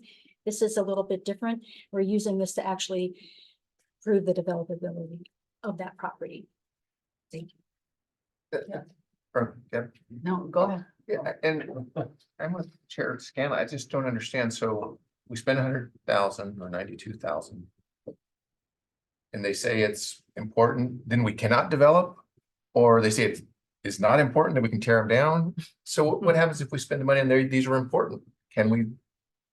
Well, then we would go into consultation with the state, with History Colorado and determine what can we tear down and what we cannot. It potentially, if there was another cost, we would either go back to the State Historic Fund to get more money for that, because they do have this basically $8 to $8.5 million a year for projects like this. Or we would require our lessee to do that additional work. And actually, what my bigger problem is just one bid, can't we get, even if we have to delay it, that's a lot of money, and somebody else can say it's only 20,000 to go look at 2-3 sites. Yeah, I don't that's- think it'll be that low. We just don't know. Yeah, we have any other, where we've done other projects in the last few years? We haven't done Similar? anything like this. Yeah, so. I do know that this firm is cheaper than another firm that we've worked with in the past, supposedly, Oh, yes. so. Well, I guess to that point, we haven't done something like this in the past, but had someone, like, is there anything that we could kind of try to find a comp? Well, when I've been working with the History Colorado, I've just said, this is incredibly expensive. You know, it's far beyond everything that we've done before. And they said, yes, this is typical. Yes. I didn't get any pushback on like, no, that's twice as much as it should have been. I guess I'm struggling with an in-between. And I don't mean to keep jumping in. I've just been processing this because I had the opportunity to talk about with Bill beforehand. Like I said, I see these hiking all over the place on all sorts, particularly federal land that they haven't done anything to. Like, if we just recognize them and fence them, is that enough I get your question, Beth. We say no. I have a concern. We're gonna spend $100,000. They're gonna go, there's thousands of these. This is not that exciting. And I think that's a probable outcome, but that's still a terrible ROI for a while on a potential lease. Or they say this is something, and then we're gonna have to spend a lot more money to deal with the something. Whether or not we can even do a lease at that point. So I'm a little bit twixt in between on this, just because it feels Pandora's box. Kind of ish to me. I could Yeah. build on that, and Minnie and I've had this discussion, so I'm not. No, it's not Being Mindy. disingenuous. No, I mean, we've taught, there's pros and cons to this thing, and she started this by saying, this work we need to do in order to earn revenue later, and that revenue to me is not directly linked to this. And I was wondering if there's a way to come up with tighter linkage, like,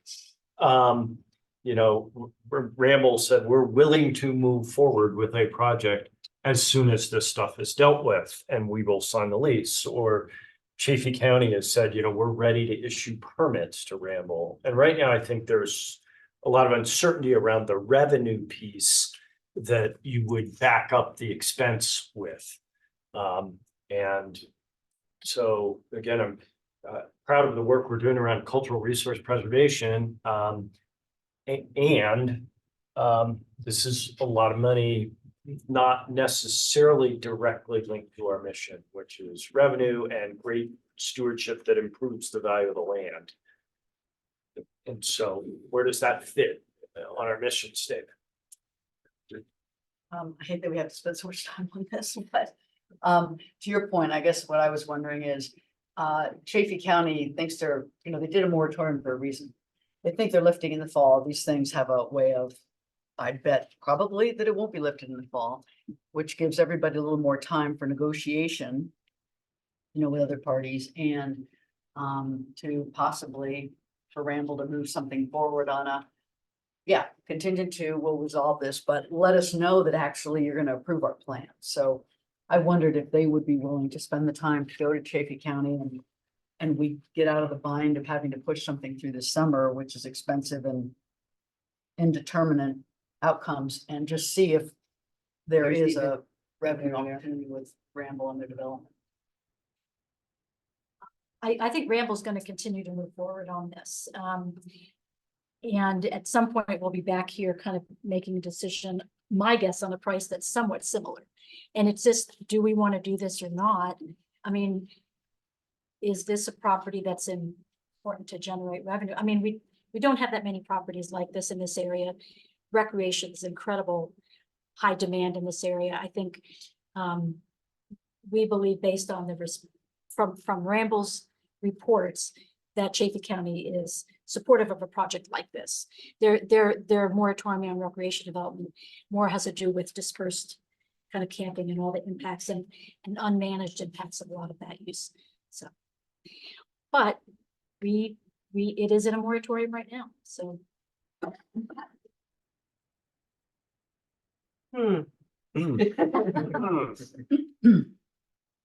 So the question is, today, do we want to spend the money right now? For this coming field. For season. this summer. Mhm. I mean, it's possible you could make the decision in May. And this could still proceed a little bit later. I don't think past that it would. So. If you Or we want, could do it next summer and it Yes. just delays a potential Ramble lease. Right. Right. If that timing lines up even, which is, I think, to Commissioner Frob's point, a question. So where are folks at? I mean, personally, I'd like to see more bids on this, first of all, and then the other things we've been talking about, it's some certainty that we can actually. This Is project it can be. worth, I don't think we're gonna get more bids. I'm just problem solving, Mindy. Mhm. When you said, I don't know what would happen if we said, no, we don't want to do this. We need to. Maybe we should ask, we're not sure we want to do this. Are there other paths? I don't mind fencing or protecting the structures or the sites if that's a viable path. yeah, well, and I will just say that the archaeological or the survey that was done, it's not just the structure that could fit in this space right here. It's the associated grounds around it where they. And vibrations that could. Yeah, and it's, whatever could be in the ground around that. So it's not that they're just gonna look at that 20 by 30 building. It's a 2-acre site or something, so. It's significant. And we haven't, I mean, in a way, we're lucky we don't have to deal with this very much, most of our other sites aren't really being considered for development and wouldn't because they don't tend to be this close to kind of road infrastructure. So. For me, I just go back to the revenues. I would rely on you all to tell me if you thought, what you thought the handicap on the lease was, and then if it's 100 a day and 170, we prove a concept and, it seems from what I know, it'd be a good camping site, but so I'm kind of, if we could do the Ramble thing contingent upon solving this to not to exceed some price and have some certainty of their revenue, that would be helpful. Yeah. I'm wondering if we could table this till May, I guess. Because bottom line, we only got one bid. This is what the cost is. This is affecting our thinking about it now. I'm actually on the State Preservation Committee and I'm just curious about going back to folks at SHPO or just understanding. Yeah, framing it in that way and saying, because they're not dollars that could help with even this part. I just, Well, there's the 15,000 that we could apply for and almost certainly get. Yeah. To do something more of where there's grants up to $250,000. Those are only open for applications twice a year. So we'd have to apply later this summer for that. And that would involve some work next year as well. but even that, to maybe tee that up or have some additional parameters around us making this decision now could potentially unlock these other things or, how supportive they might be. Just, okay, it'd be nice to have some more information. I'm hesitant to move forward today. I'll just share that. I'd like to understand better what outputs from this study could mean for us. With more certainty that if they do find it, then. If they what's do the- find it, then what happens? Do we have to move a root cellar? You know what I mean? Just because we haven't done this before, it's so what are those potential outcomes? Just so we could factor that into our thinking a little bit, and I think it's everything from nothing to something that could cost quite a bit of money, and that would have to go into some consideration. I think the Ramble idea is great, but then that has to factor into our consideration of how much time will it take us to recoup whatever we invest in terms of a lease with them. And is this $100,000 today and a couple $100,000 more potentially if we have to actually do something? You know what I'm just Oh, trying I to get the do. bigger picture of it. I've never. And I appreciate your due diligence on this. You are an award winner. So, I truly, this is not a reflection of any of that. It's just, it just is so unknown to me and expensive. If it was, you know, hey, you have mental price tags, I'm like, it's 30 grand, okay. Yeah. 150 potentially, I mean, that's a lot of money or more. So I'm pulse taking with the commission, but And I was leaning on this paragraph too, it just generally, even though, let's give them the information and get it, put it in a notebook somewhere, and then we get to move on with life. From what you stated here with their CRS, whatever, but you said generally. So I think that's the point you're getting, it's Yeah. like, is there any way to, and I have a feeling they're gonna say, well, we need to know more. yeah, Or I can probably, tell you may not be able. And then that, I changed my opinion about, then it's not about revenue, it's actually about unlimited cost and time. Yeah. Yeah. It's too bad. It's not a slam dunk. I know that. Yes. It's a big ask and and there's a lot of uncertainty, which there is often with cultural, not just. Yeah. With any kind of cultural resources, but in things like this, so. And the state law is not very clear. It's kind of squishy. on Yeah. What's required. So, Local community. that never happens. Yeah, right. I don't know that we've given you a lot of direction, but a lot of feelings. No, that's all right. So are you gonna, do you take an action now, or do you just want me to come back in May, or possibly May, but probably not May? See why you're asking. I'm not comfortable taking action today. I think we need. I guess the question is there any more information that you might glean from any of your folks that around these kinds of questions? I can certainly come back with a flow chart of what are the next, if then. That would be so helpful. Yeah. Yes. And if then, And if I estimated could follow up cost. with you, would love to make some additional calls Okay. about this. Yeah. As well, perfect. With Like I said, I Want a get, motion to table this? yeah, do And we to have to have a formally place it on motion the or we next just move on? Agenda. We're gonna get a motion or a second probably, so. Well, as always, because you're a small body, just clarity between what the commissioners want and what staff is supposed to do. Right, the easiest way to do that is just a motion to bring this back in May. So move. Is that enough time? Yes, Okay, although if it's not ready, I mean, I'd rather almost it be open-ended in case. in case May it's not, not work, yeah. yeah. Um, I think we're just tabling it for the moment and Okay. and directing Mindy to go glean whatever more information and put together this flow chart for us to have a better understanding of the bigger picture of implications around this decision. In terms of did you mean the percentage risk or whatever? It's probably 10 or 20% chance we'll come back in May and almost 80 that will come back next year. I mean, just because of the location and timing and when we're pretty much right on the brisk rate. I mean, the. Yeah, right now. I agree with that. Yeah. So, And so that's why I don't want to make it come back in May if there's. if there's not a point to And that, again, my goal here is to make sure. yeah. Both understand what's gonna happen next. And So I think, that's Abe, what- that doesn't mean we're gonna keep talking to Ramble and just to see where we might be able does to this get. catch together. Ramble up to, get these two things a little more tightly linked? And they would like some clarity on what the cultural, Medina Recreation Program.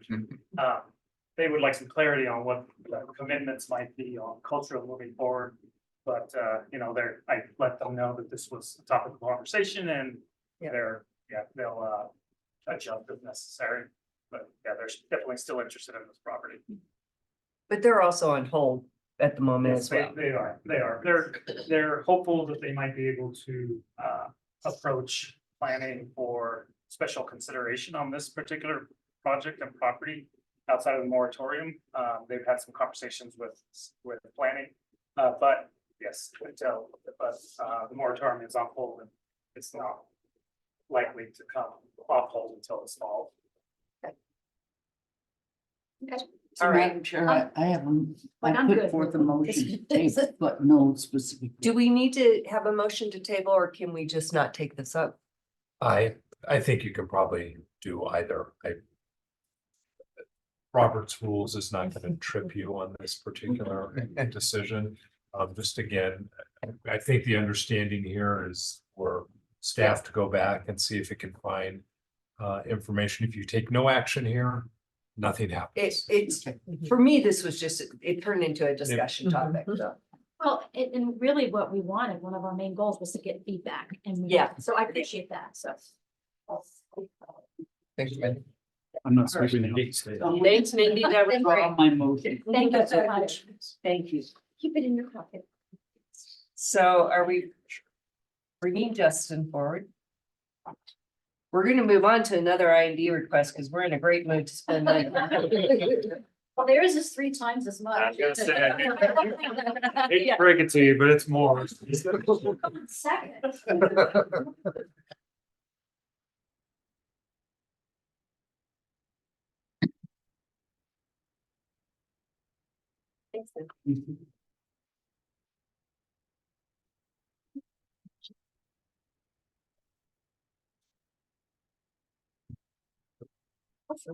Good afternoon, commissioners. For the record, I'm Mariah Parker. I'm the South Central District Manager. Justin Bieri, Water Program Manager. Today we're here requesting your approval of the use of investment and development funds for important maintenance of water infrastructure on our Brett Gray Ridge. This is a final action item and it's found on tab 10 in your packet.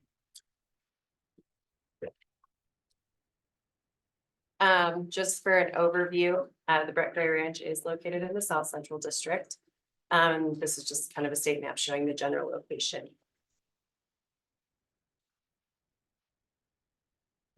As we zoom in a little closer, the 49,133 acre Brett Gray Ranch is our largest parcel of state trust land in Lincoln County.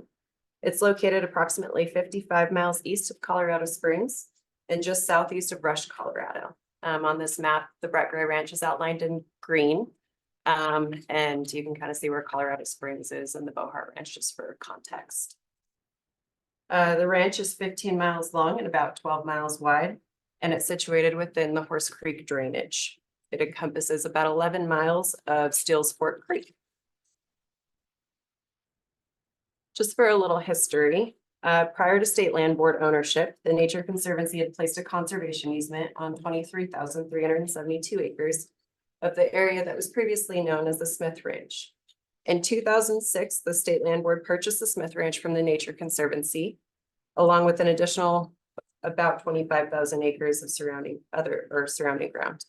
And that forms the present day Brett Gray Ranch. While looking at this map, the red cross-hatched area is the original Smith Ranch with the conservation easement, and then the rest of the blue within the black boundary line is the remaining acreage of the ranch. The goal of the conservation easement is to protect and enhance the natural values of the riparian vegetation and upland shortgrass prairie habitat for wildlife. The Nature Conservancy currently holds the agricultural lease on the property and subleases the grazing rights to Lewis Martin with Round River Resources. In terms of ecology, the Brett Gray Ranch is very diverse. Anything from short grass to sand sage prairies, playa wetlands, riparian cottonwood woodlands, and other wetland habitats make this ranch truly unique. That the conservation easement that Mariah just talked about is an important piece to what we're discussing today, and we'll dive into the details of it a little bit in a few minutes.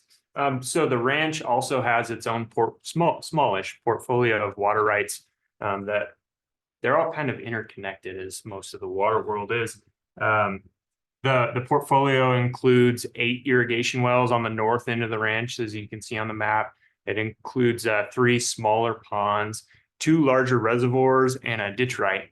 And those larger reservoirs are kind of the centerpiece of the, well, geographically the centerpiece, but also they're the water portfolio centerpiece. And they're also the items that we're discussing today. So those 2 reservoirs, the Brett Gray Reservoir and the Douglas Reservoir, those have their own water rights. They're included in 3 or 4 different water court decrees. Their storage capacities right now are 140, they're capped at 145 acre feet apiece. And those are capped by water right by Port Decree. And the usage of the water out of those reservoirs is specifically for irrigation and also for augmentation of the smaller ponds that I mentioned earlier. So the water in these reservoirs is stored via jurisdictional dams. A jurisdictional dam is a water impounding structure that has a height greater than 10 feet. It impounds more than 100 acre feet of water at one time. And it creates a surface area of more than 20 acres of water at the high water line. And each of these reservoirs, both of these reservoirs, exceed all of those requirements. So when it becomes a jurisdictional dam, it puts it on the Division of Water Resources dam safety program radar, so to speak.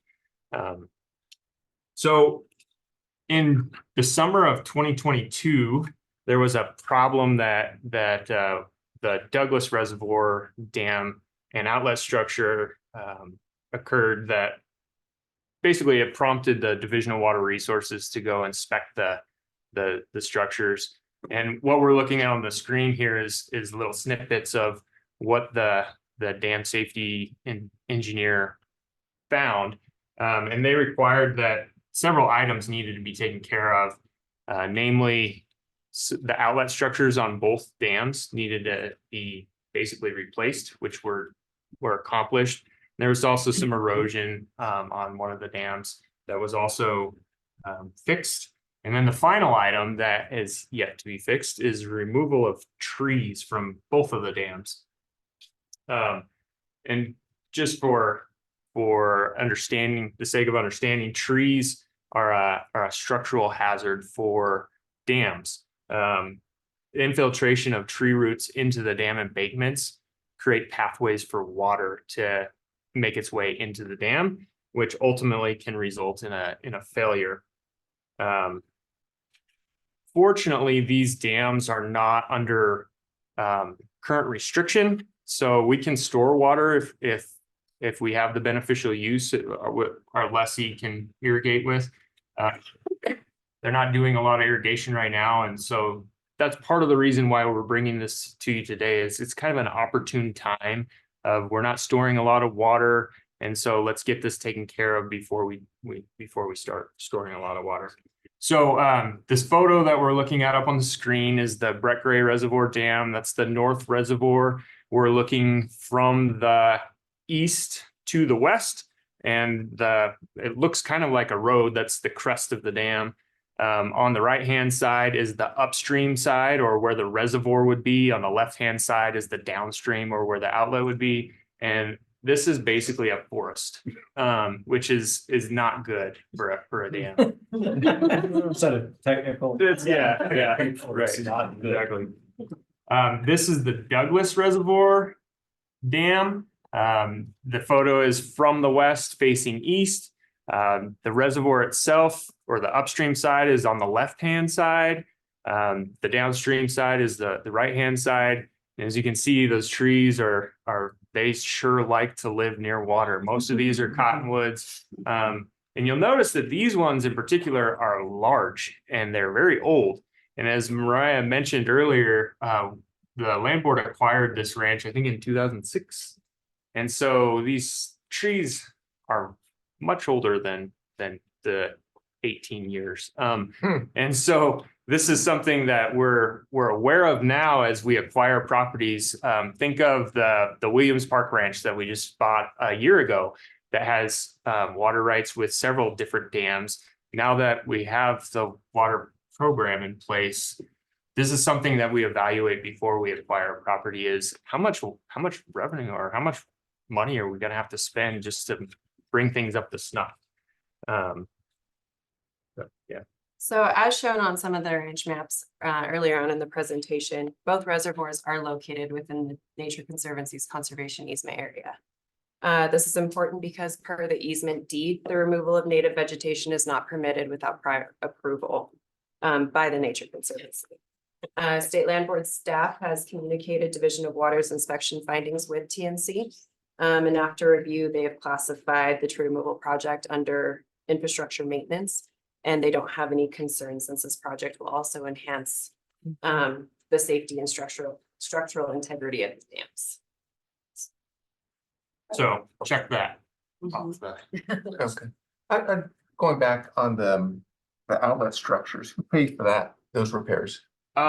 We did, and I think those, so this was a year ago or more, and I think it was from funds. Yes, it was a IND request that Greg did. I just don't remember. Sorry. It was less than what we're requesting. By a lot. So Mariah and I have gathered estimates from 3 different contractors to kind of get a framework of what are we talking here, and to remove the trees. So the scope of the project is to remove the trees, remove root systems, and then to whatever holes are left as a result of the removal is to basically rehab that structure. And so we met with 3 different contractors, and we're recommending that we go with a contractor that has done work on these dams. It's the contractor actually that did the outlet structures, that redid the outlet structures. And they've also done a variety of other work on the Breckway Ranch. And they were also the cheapest at just about $280,000. Our other estimates were more than twice that cost. And the highest estimate was you just add $1 million onto this one, and it was so it's significant. So the estimate that was provided included all of the performance specs that we required out of them, and we developed those specs with the help of the Division of Water Resources dam safety engineers. So we're making sure that we're crossing our T's and dotting our I's and everything that needs to be done on a jurisdictional dam. So again, it's this $320,000 that we're asking for is to remove the trees, clean that up, remove the root systems from the dams, fill those holes, recompact those holes, test the compaction, regrade the dams, and also seeding and mulching of the dam structures. And that seeding and mulching is important to be able to stabilize the soil. And it's also something that we'll need to work with TNC on, because I think they have specific seed mixes that they need. I have a question related to that in terms of scope of work. What kind of sort of performance warranty or what have you might one get with this in terms of dam performance, or? As far as like a bond, or I guess. Well, more like we do all this work and fill holes, and then there's a leak or something else that happens in 2 years. Are we covered? Like, will the contractor be giving us any kind of a performance warranty? Right, that's a great question. As long as they have followed the performance specs, I don't know how to answer your question, actually, to be honest.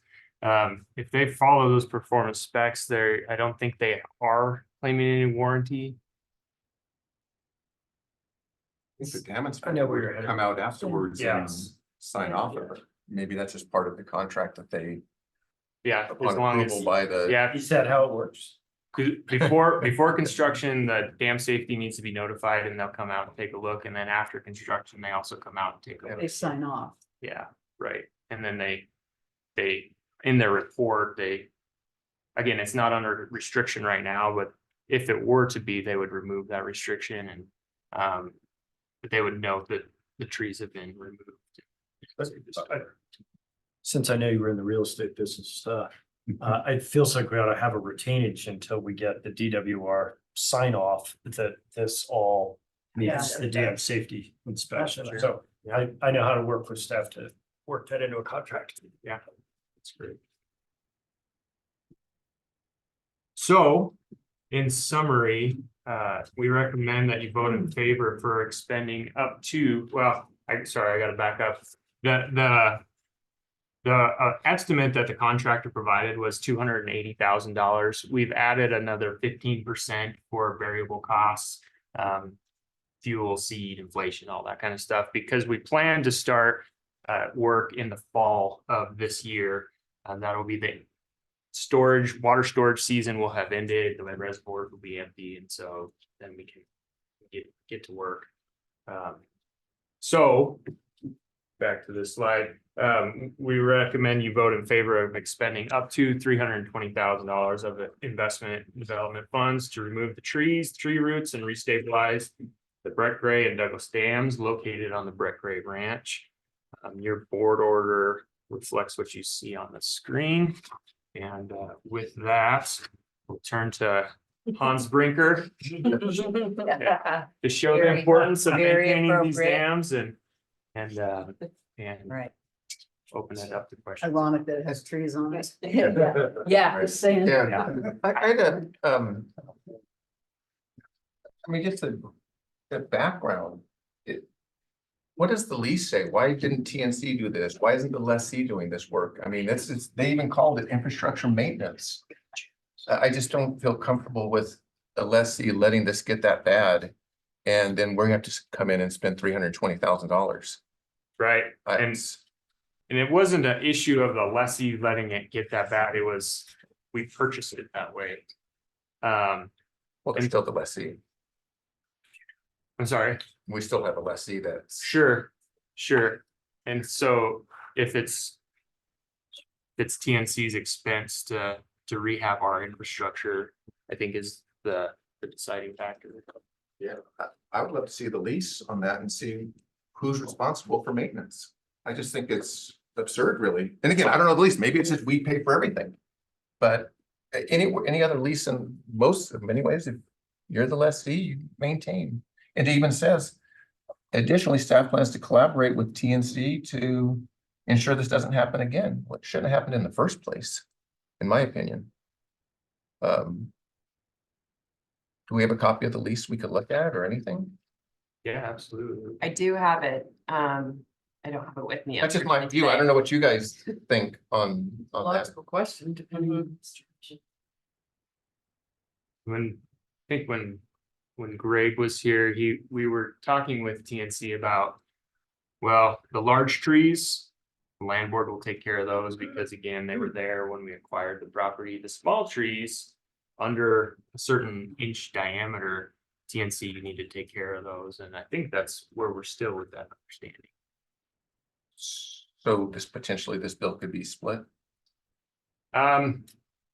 Potentially, we haven't really discussed that with TNC just because the scope of the work has been the entirety of the project. It's still, in my opinion, it's just the stewardship of the land and the lessees and any other situation we have. I mean, they have responsibility to take care of it. And it's obviously they have it.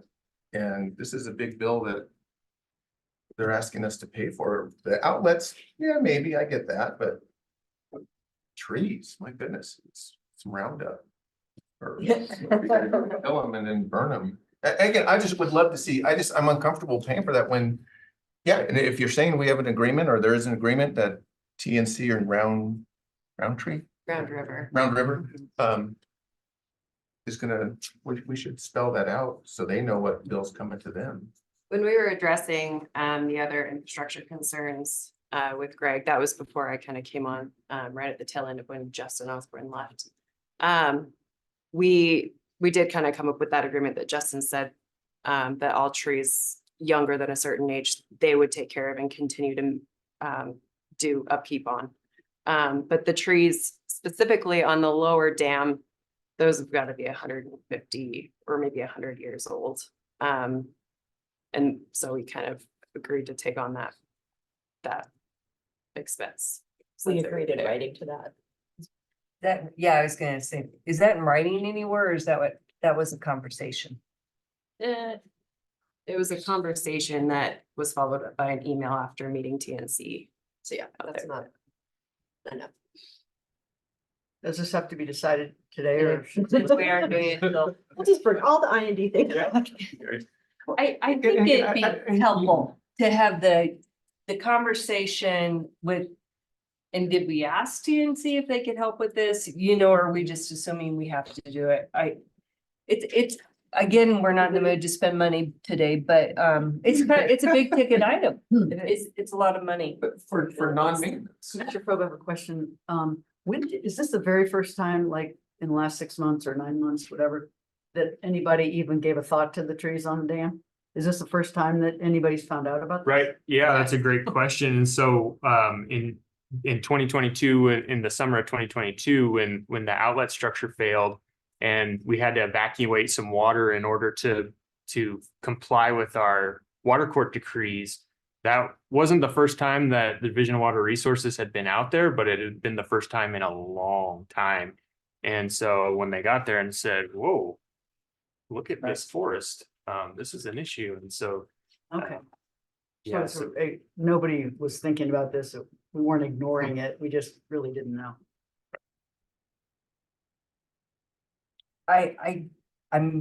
I'm gonna confess that we have some urgency. Commissioner Heath had to leave. Commissioner Frobe has a conflict. I had planned on leaving, so we're under a little time constraint. And I don't think we're there yet, and I don't feel there's an urgency to make this decision today. So if we can also table this, and so you can do a little more research on both what we've committed to, maybe there's a different conversation to have with TNC around shouldering some of the Possibly. responsibility of this. That I think it'd be helpful. If you all are comfortable with that. Yeah, a more fulsome proposal about Yeah, who pays for what. And why. And pulling out the lease and. Mhm. seeing Yeah. that, yeah. if And can add- I get this has been, the big trees.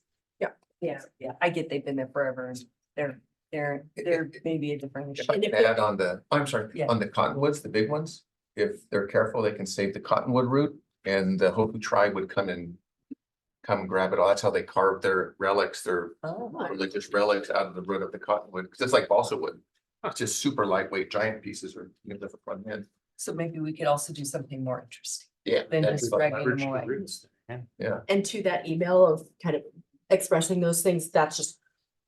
I live with this in my role all the time, where it's just like, if it has to be a formal amendment to the lease, so. Let's pull that, understand that, if that is something that they're pushing back on and understanding that. We need to actually Yeah. formalize that, but we can't take actions that pay money based on a conversation or an email. All right, is that enough direction from us? Yeah. We're gonna move on. Brian, lovely to see you. Thanks for being with us. All right, we're on to the board leasing agenda, and if we can, here's what I'm thinking. I talked to Bill about the executive session. Josie is last. I think you have to leave. I was supposed to leave. If you have a conflict, so if my consideration would be, let's not go back into executive That's- session. I don't think it's productive Yeah, no, that's fine. The CAGING update is pretty much in our package. in your packet. Yes. And we're here to answer questions. Yeah. So that is fine. I think on Dow Junction, I'm not sure if Elliott feels we're where we need to be, but as long as we are. I bet we can keep talking about Yes. this. Aware. Yes, we will continue to talk about it at future meetings. That's Yeah. fine. I got very good feedback and I appreciate it. As always, we're here. So if people are okay with that, we'll do the leasing agenda, but probably then adjourn the meeting. All right, no pressure. Yeah. Maybe just other. We got 4 minutes. Yeah. Thank you, Commissioners. Andy Bissett, Transactions and Record Services Manager. We have the April 2024 Board Leasing Agenda for your review and approval. Again, these items come to you as recommendations by staff. If you have any questions on any or all of these items, staff can help answer questions. We do have one change from the packet materials that you have. Item number 5 is being removed. The applicant no longer wishes to continue with that lease opportunity. So with that, it leaves 10 items for your approval today. 4 bids, 1 of which is agriculture, 3 of which are recreation. And then we have 6 new right-of-way leases. Again, happy to answer any questions that you may have. But staff recommends the removal of item number 5 and approval of the 10 remaining items on the board leasing agenda this month. Will on item 5, will the second place person come in or do you feel? Yes, the recreation program manager intends to offer working down the list of the auction. I have to say, I'm really impressed with Abe though, with his $195,000 lease for the steamboat property for 6 months. Hey, Abe's winning Abe. today. He's bringing it up. Any? He's bringing in money, questions or not asking for comments? Yeah, exactly. The big one. Say for the record that it had been my intention to call on David Rodenberg because there's over $3 million in rights of way Yeah. on here. Yeah. And they're related to the power pathway, and you ought to Yeah. just see sort of the big picture of where that loop goes and where we're plugging into that, pardon the pun. In the interest of time, I'll have him show you that map next week. We'll attach to the staff report or something like that in May, but That's awesome. he's doing good work on that. He's winning too. absolutely. Very nice. I don't see any other questions or comments, but let's open it, Nick, for public comment. Public, folks listening along in public, you have a very quick window here to raise your hand and comment. Use the raise hand feature. I'm gonna count to 5 and then close that window. No hands raised. All right, wonderful. We will need a motion and a second to approve the April board leasing agenda as amended with removal of item 5. That could be a motion. That's a motion. Do we have a second? Second, Wonderful. Let's call a vote. Commissioner Chavez. yes. Commissioner Pro. Yes. Commissioner Heath is excused. Commissioner Clark. Yes. And the chair votes yes, that passes. Thank you. 4-0. And any changes to the minutes from last month? Seeing none, those pass with via acclamation. We are adjourned for today. For next month for the 4 of you, it's one day, Wednesday, May Oh, just one day in May? May 15th. It's Oh, May nice. 15th. It should already be in your calendar.